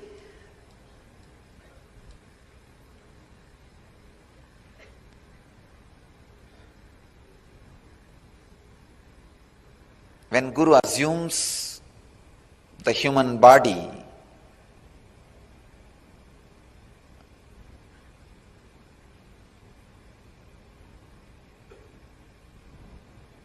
when he comes down to the human frequency to save humanity from atheistic intellectuals and save themselves from themselves, save them also from themselves.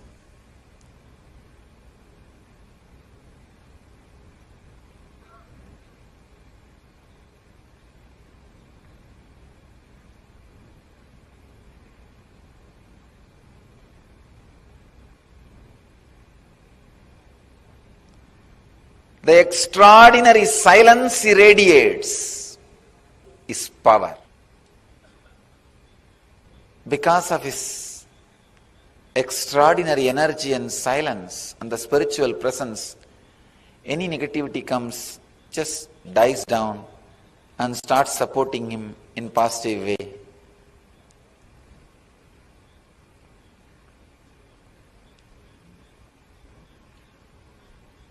After all that, after all this attack, still he is sitting silently in the banyan tree, radiating his presence.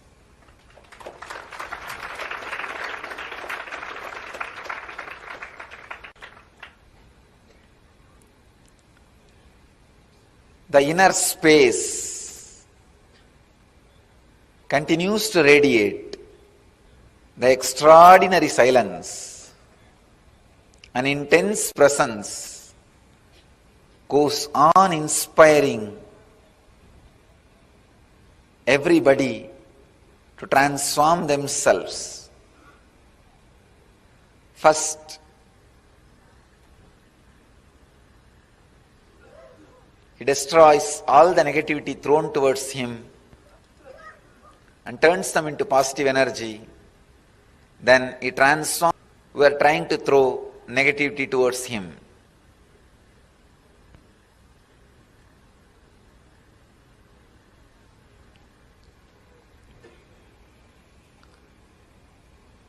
Remember, in each one of you, there is an inner space which is Dakshinamurthy. Shiva happening in human body.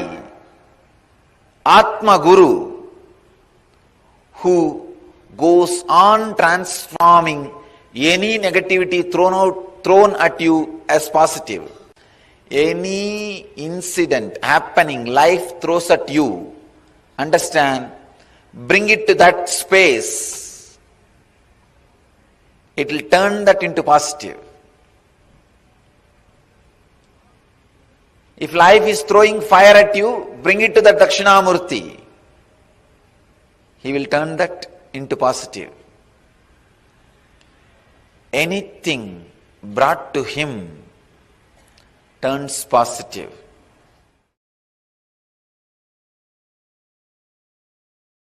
See, Paramashiva manifested as Dakshinamurthy to teach Veda and Agamas to Targavana rishis.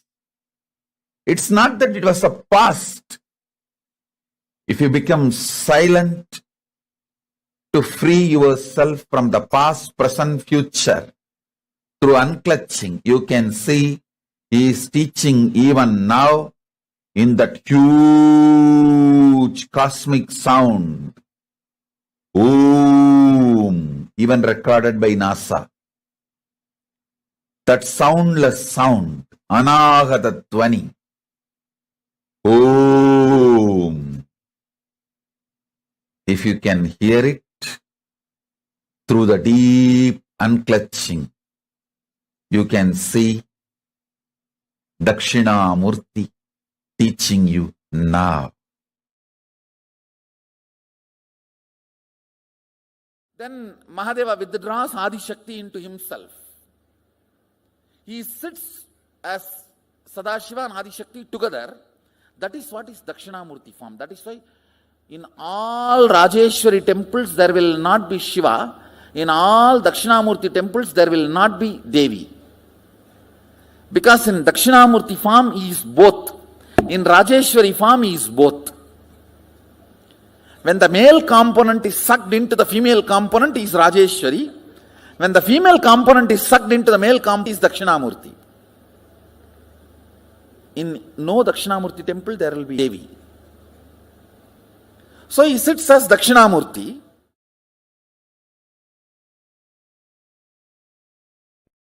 Dakshinamurthy is from the face, from the Mahasadashiva's, Paramashiva's face of Ahora, destruction, rejuvenation.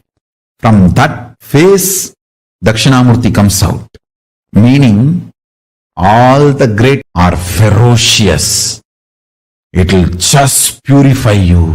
It will just burn all your non-chastity, cheating, silly patterns and conversations with your life. It looks very paradoxical. Embodiment of peace, Dakshinamurthy, silence, comes out of the face of Paramashiva's Agora, which is supposed to be perceived intense violence, ferociousness. Teacher is the ultimate rejuvenator. Guru is the ultimate rejuvenator. He removes everything you know as you and he manifests everything is real you. The real you swallowing everything you know as you is chastity. Allow the chastity to Paramashiva manifest in you. Let real you eat and swallow whatever you know as you. I am not singing. Wake up when Dakshinamurthy teaches. Don't wait for Kalabhairava to come and wake you up. And you need to know both came out of the same face, Agora. Maybe Paramashiva always tries to show Dakshinamurthy of his Ahora face, and if you don't listen, then only he has to allow Kalabhairava to manifest. Chastity will never create conflicts. It will bring tremendous fulfillment. If there is a conflict outside, look in. Something need to be attended inside. Something need to be worked out inside.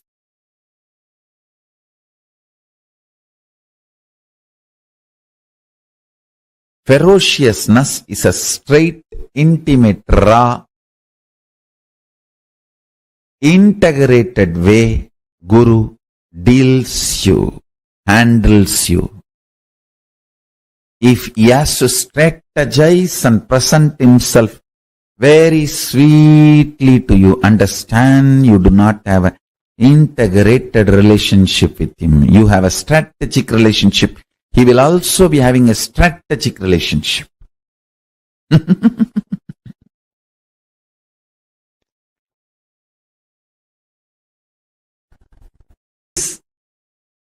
Paramashiva dealing you with his own hands, with his empty hands, bare hands, he will never kill you.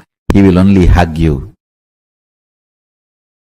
Anything you see other than ferociousness, all forms of sweetness, is handling you through a strategy, means some weapon.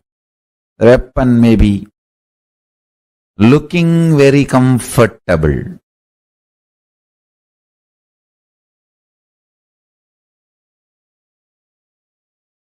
But not good for you in long term.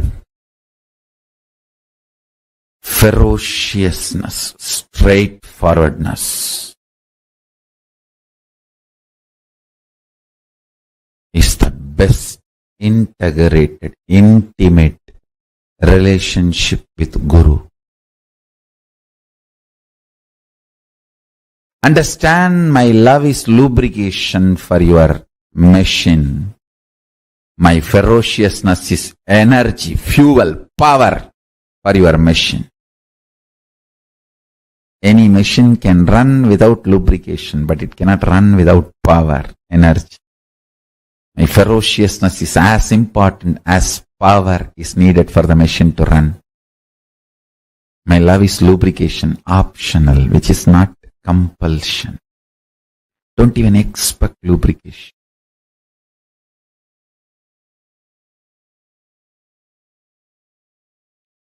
Sound of Dakshinamurthy and silence of Dakshinamurthy need to be understood in reality. See, the silence of Dakshinamurthy is not the soundlessness. Any sound you can only hear in certain decibel. If it goes below that decibel, you can't hear. If it goes above that decibel, you can't hear. Dakshinamurthy's silence is above decibel. That decibel which you can't hear, beyond your capability of hearing, that decibel sound is Dakshinamurthy's silence. So Dakshinamurthy's silence is not soundlessness. It is beyond the sound you can hear. Same way. Listen carefully. Dakshinamurthy's silence is not soundlessness. It is beyond the sound which you can grasp, perceive, hear. Human hear as a dynamic range of the threshold of 120 to 130 decibel. You can neither hear below 120 decibel nor you can hear above 120 decibel. Sorry, 0 to 120 to 130. I can say 0 to 130 decibel. Listen carefully. Human hear as a dynamic range of 0 decibel to 130 decibel.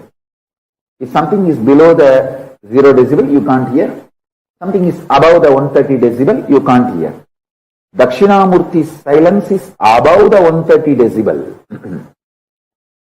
It is not soundlessness. It is the sound which is beyond your capability to perceive, beyond your range. Same way, Dakshinamurthy's visual silence. See, Dakshinamurthy's verbal silence is the sound which is beyond your perception. Same way, Dakshinamurthy's visual silence is not darkness where nothing exists. No. It is supernal effulgence where all your ability to visualize disappears into a supernal effulgence. Like 7 colors of the rainbow disappear into the sun's bright shining.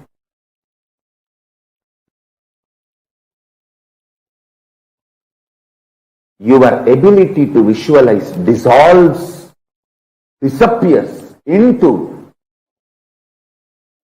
the supernal effulgence of Dakshinamurthy. Understand? The supernal effulgence of Dakshinamurthy and supernal silence of Dakshinamurthy. Then you will understand the right knowledge, right clue about the existence of Paramashivatva. If you understand this one truth, today you can manifest powers. The common frequency the human ear can hear is like a 20 to 2000 hertz. 0 decibel to 130 decibel maximum.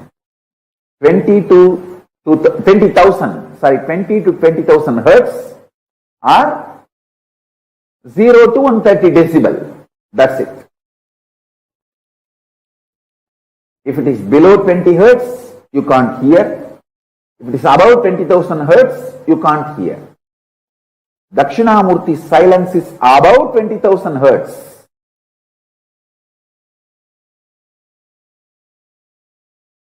Understand? Nirvikalpa Samadhi. Paramashiva resides in Nirvikalpa Samadhi and radiates it in the form of Dakshinamurthy.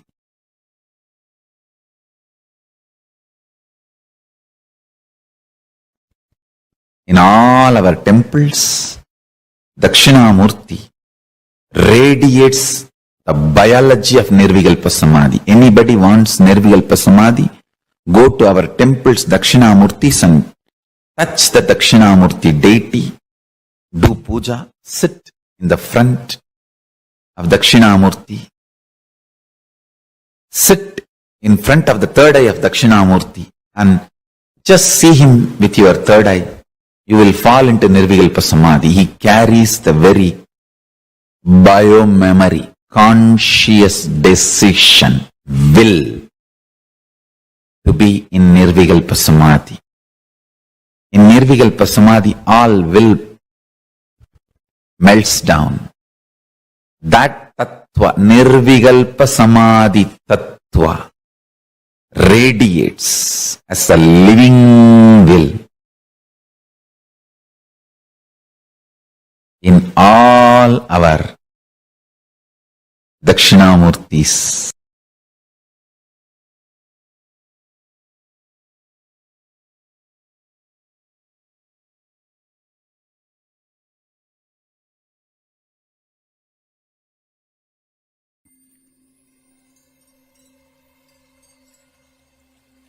I welcome you all with my love and respect. Let you all open all your 3 eyes. Om Nithyananda Paramashivam.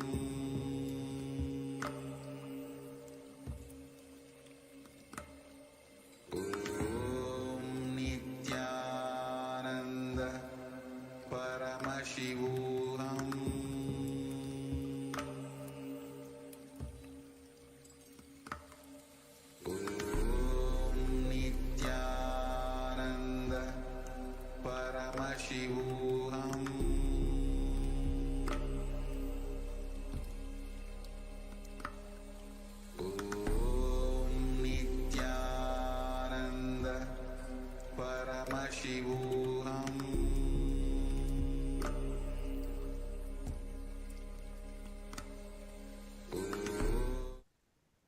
Yes, Nithyananda, we're back. Beautifully through the course of satsangs, the Supreme Founder of Hinduism expanded on the story, the Leela of Paramashiva coming down and assuming the form of Dakshinamurthy, as well as how Dakshinamurthy removed the ego of the Tarakavana rishis. how due to the various powers they were manifesting, they became arrogant, they became egoistic, and they became atheistic. It is the compassionate form of Dakshinamurthy coming down and removing their ego and bestowing the science of living enlightenment upon them. Forgiveness is a straight, intimate, raw, and integrated way which Guru deals you, handles you.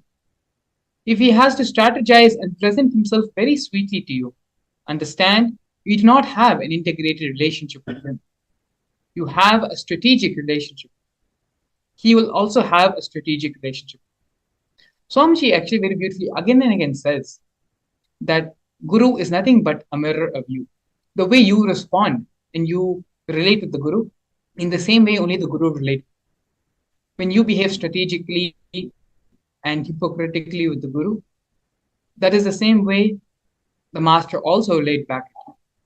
But when you are in complete integrity, complete authenticity, and have a very straightforward relationship with the Guru, then the Guru will also be straightforward and integrated to you as well. It is what you do, your actions, decides the relationship with you, the relationship you will have with your Guru, with your Master.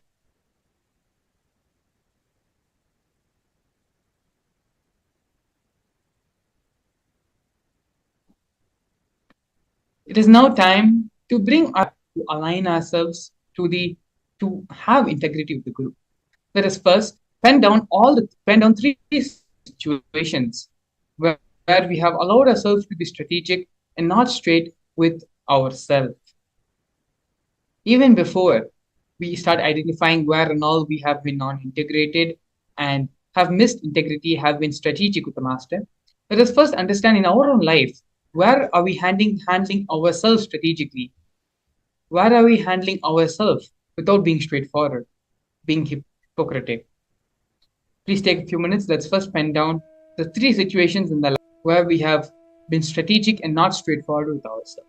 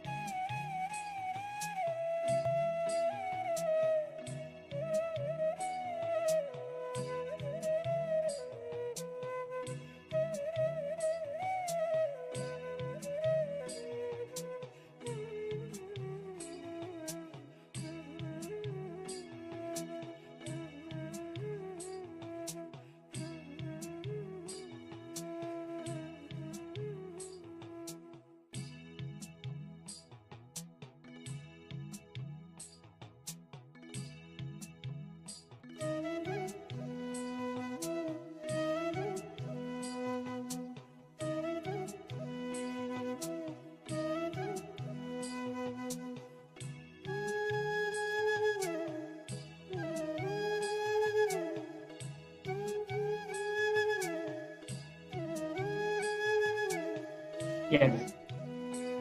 Let us now move to the second step of the process. After identifying the three situations in which you have allowed to be yourself to be strategic with you and not straight with your own self, we're going to be entering the next process, next step, which is deciding to be raw and straight with yourself and pen down everything which comes up. All the different ideas, different decisions which you now have to start making for your life. When you take the decision to be straight, to be raw, and to be straightforward and integrated with yourself, all the decisions, all the thought processes, everything which you need to change in yourself starts coming, starts rising to the surface of your mind. Start penning all of them. Start penning all the life changes which you yourself know you need to make once you decide to be integrated with yourself. It is through these various processes which we are going through every single day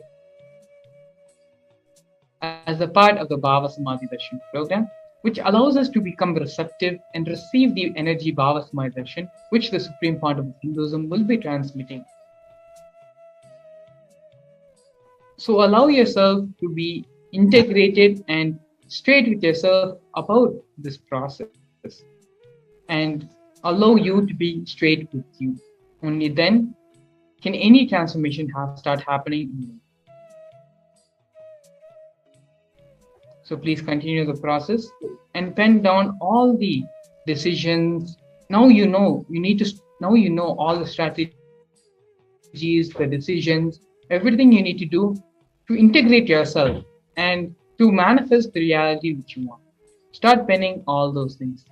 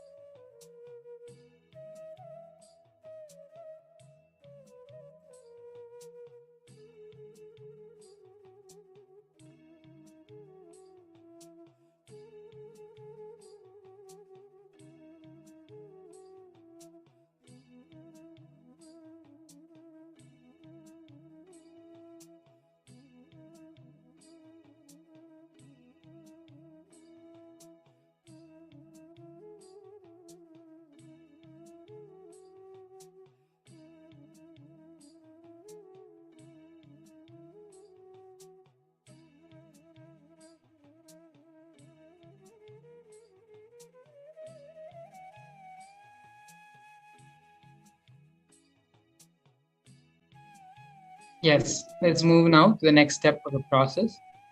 Deciding consciously. I am moving up the strategic relationship. I will have a straight relationship with myself and with Swamiji. Take the strong decision, strong stance, conscious will with yourself about how you're going to relate with yourself, how you're going to relate with the Guru, with the Master, with Swamiji, and start allowing the integrity with the Guru to flower. With this, we come to the end of this segment. We are now going to be practically and right in front of your eyes, going to be causing and manifesting your reality. Joining us in the next segment, we have a few devotees, as well as Crown Prince Balsant of the Nithyananda order of Kailasa, who's going to be leading us into the next session of causing our realities. Please stay tuned. We'll be back after this.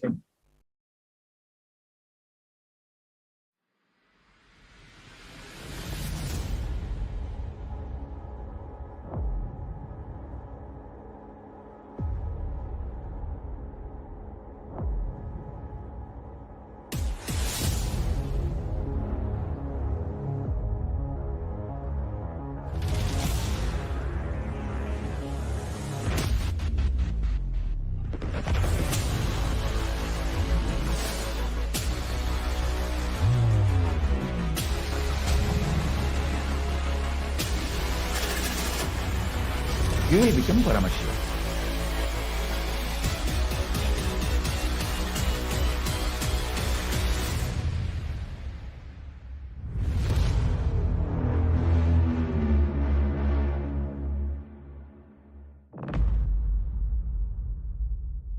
A more intelligently connected world leads to a brighter future. An enlightened humanity leads to a better world. During the Paramashivam program, we help people to discover their superhumans and help them to find and achieve the true purpose of their birth by giving them the techniques, practices, and methodologies from the Vedagamas, the original source scriptures of Hinduism. The Supreme Pontiff of Hinduism is reviving the ancient original Vedas and Agamas in all its glory in a user-friendly way for the modern mind. The Supreme Pontiff of Hinduism is transforming human beings into divine beings, reviving, initiating, and replicating the 463 powers from the Agamas revealed by Paramashivam. The Supreme Pontiff of Hinduism is not just giving solutions for every problem man faces, but is making them irrelevant to their lives by transforming human beings into divine beings. Listen. Any argument presented by your mind, body, your present reality to establish you are not Paramashiva, you are not omniscient, omnipotent, omnipresent. Anything presented to prove you are not Paramashiva is illegitimate. Decide this. This is super determinism. Understand? Anything you declare as illegitimate will lose power over you, will die in few days, few minutes, maybe in few weeks, whatever few days it takes. It will not have power over you. Understand, this is the method for sudden enlightenment. This is the method for sudden enlightenment. It happens by the Shaktipada.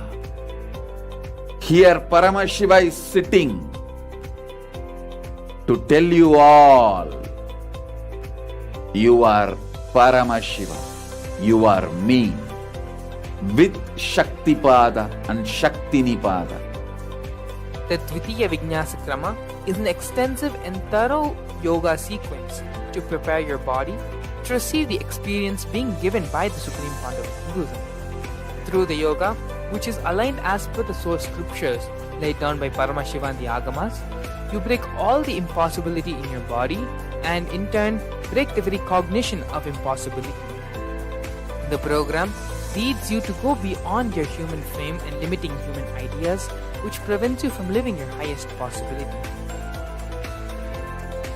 I will reach you wherever you are, whichever corner of the world you may be. I will reach you with enlightenment. Again I tell you, I am not here to prove I am God, I am here to prove you are God. Don't wait to become divine. Register now at paramashivoham.org.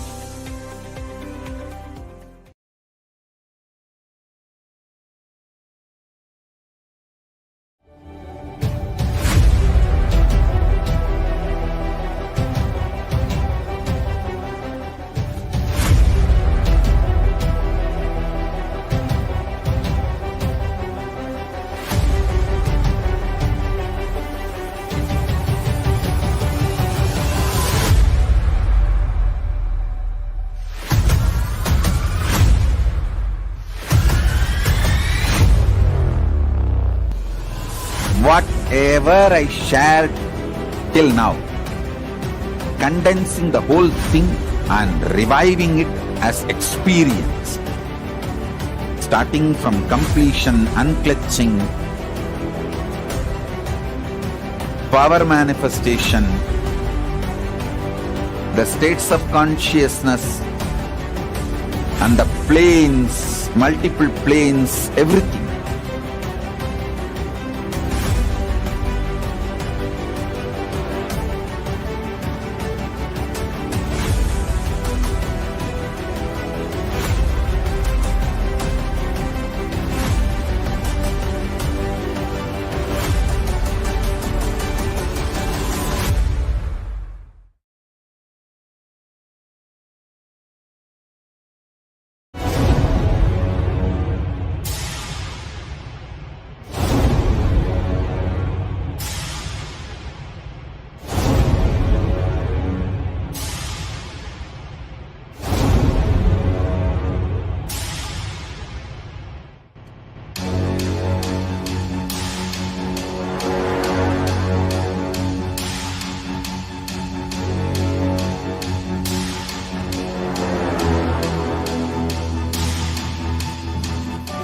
Understand? Literally last 39 years from the age of 5, whatever Paramashiva manifested through teaching, speaking, writing, every way, condensing the whole thing and presenting it to you all as experientially in these 21 days through this Jnana Charya, Jnana Kriya, Jnana Yoga, Jnana Jnana is Mahaparamashivoham. Lifestyle for just Paramashiva. Rituals to be just Paramashiva. Yoga for just being Paramashiva. Jnana, just Paramashiva. This Mahaparamashivoham is like literally the ultimate journey in a most safest way.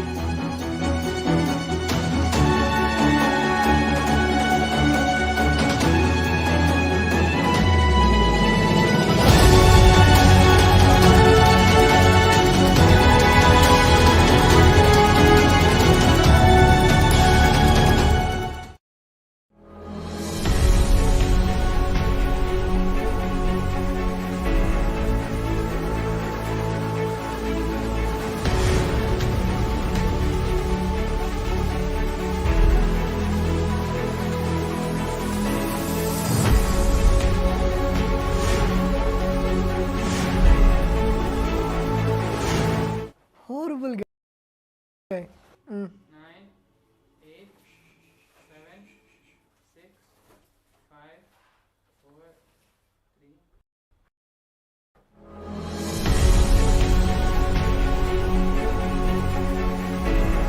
All the viewers watching us live on Facebook, YouTube, Instagram, and all of the social media platforms to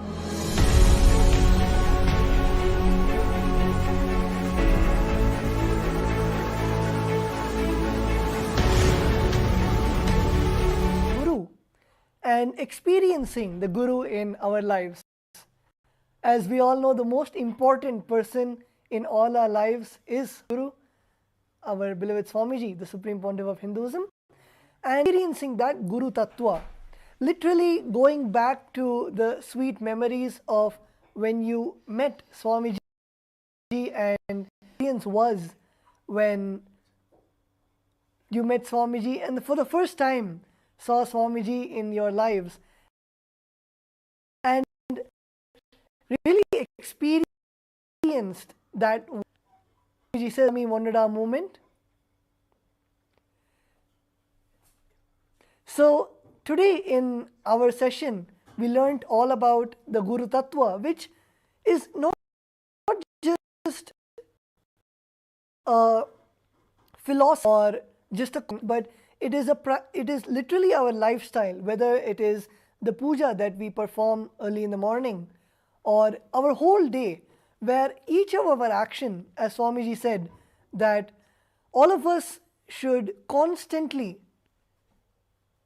go back to that cognition. How will Swamiji react if Swamiji is doing the same thing, or how will Swamiji talk, how will Swamiji conduct. Many of our devotees have given the testimonials, whether they're in the operation theatre, in the hospital, when they're about to perform the surgery, they look inside and they invoke Swamiji's presence. That oneness, they perform the surgery, and of course, with Swamiji's blessings, it becomes successful. Or if devotee is in any meeting, and how Swamiji is just, the words just flow out of Swamiji's mouth like the poetry, and having that intention when they're conducting board meetings or when they're in important roundtable conferences. So not just in the daily morning puja or night before you go to sleep or while watching a satsang, but throughout the day, to experience that Guru Tattva. One of the biggest blessing and opportunity that Swamiji is giving us is, of course, the Paramashivam program, which is ongoing. I'm sure all of you had just a glimpse of the segment and the truths that Swamiji is revealing.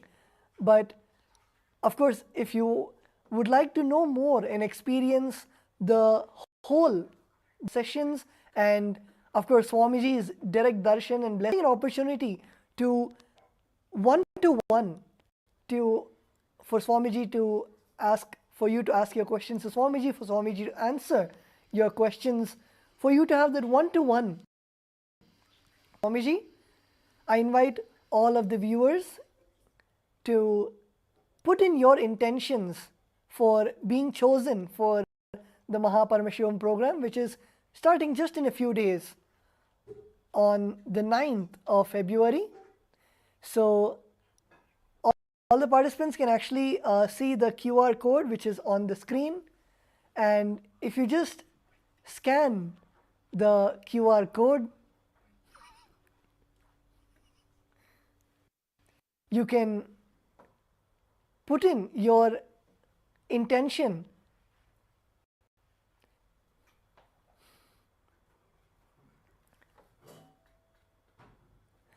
Name.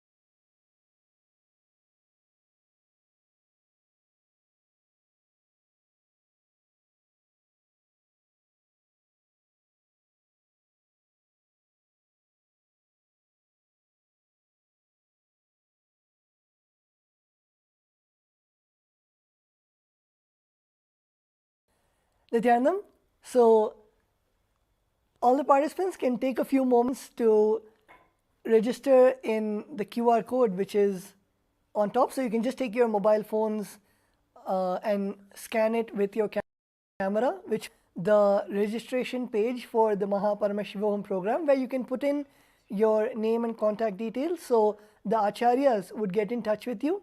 And I'm sure many of the participants, many of the viewers have various different goals, or I would say boons, that you would like to fulfill in your life. It can be health, or it can be wealth, or it can be everything. So based on the boon that you would like to choose, based on the blessing that you would like to have, the acharya would then guide you on which is the best day to attend the Paramashivam program, as each day has a specific theme. And of course the energy of Bhagavan Paramashiva, our beloved Swamiji, where Swamiji blesses in the various different forms of Paramashiva. In the Vedas and Agamas, Bhagavan Paramashiva clearly explains about each of these different forms. Paramashiva himself That specific. For example, the energy of Bhagavan Kala Bhairava, where the ferocious compassion is what is radiated by that form of Paramashiva, and Swamiji literally embodies that form of Paramashiva and graces all of us in that energy. So, a ferocious breakthrough in any parts of your life, or you are stuck with a pattern that you have been stuck with, and you want to break that pattern with the blessings of Mahakala Bhairava. So, any pattern or any solution you want in your day-to-day life, any breakthrough that you want in your day-to-day life, you can sign up for and submit your intention to join the Paramashivam program, and we, the Acharyas, would then guide you on the best way that and receive Swamiji's blessing. For QR code right here where you can your mobile phones, and you will then be guided on how you can in the Paramashivam. And another beautiful opportunity that Swamiji has blessed all of us with, I'm sure introduction to the session you would have seen the intro. Just to give a small brief, Kailasa is the sovereign Hindu civilizational nation, which with blessings of our beloved Swamiji, Swamiji has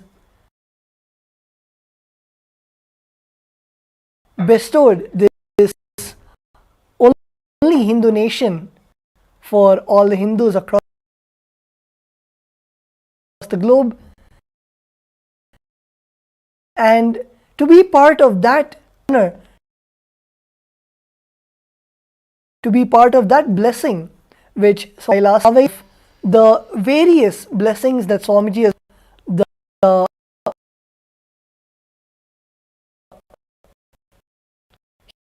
huge blessings of Swamiji, whether it is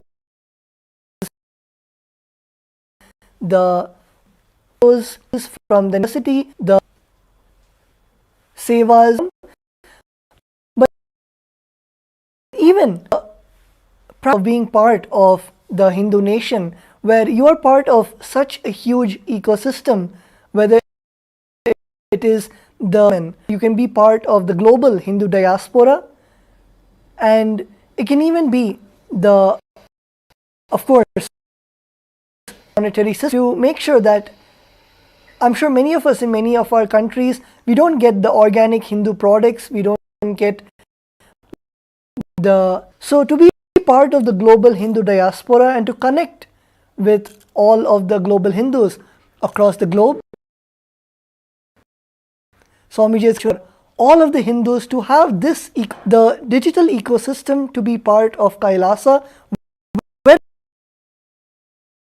you are, be the of Kailasa in Biddi in Bengaluru, or you need to go to the Western headquarters in Los Angeles, wherever you in a remote part, let's say in Australia or New Zealand, if you are there and you want to be part of Kailasa, now avail this beautiful opportunity, this initiative blessed by the Supreme Pontiff of Hinduism, to be part of Kailasa, be a citizen where you directly are a Kailasa, to be integrated in the beautiful nation, the e-nation, digital nation, which the Swamiji has blessed all of us with. So, be projecting the link for all of the viewers to become part of the e-Kailasa, become part of systems across the globe. And we have many more announcements which are coming. So just be right back.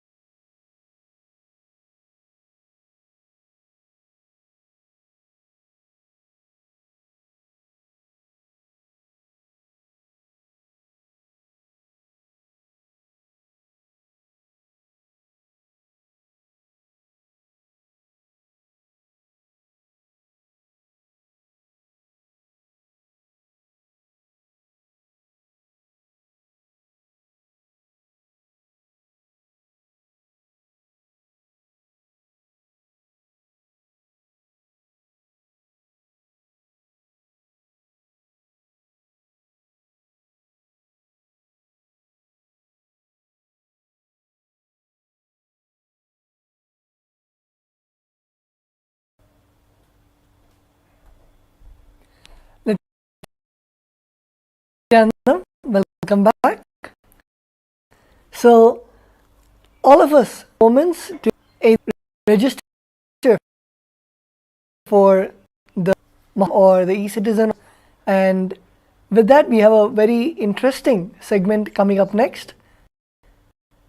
We be having Nithya Maharaj, who will be joining us and introducing the various of Paramashivam program, and we also have many participants who are there who will be sharing their. You can have just a glimpse on how the Paramashivam program is and how you can relate with the Paramashivam program.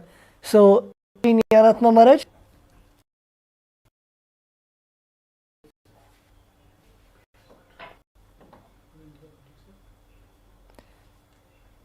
Yes, Nithyananda Maharaj, Nithyanandam.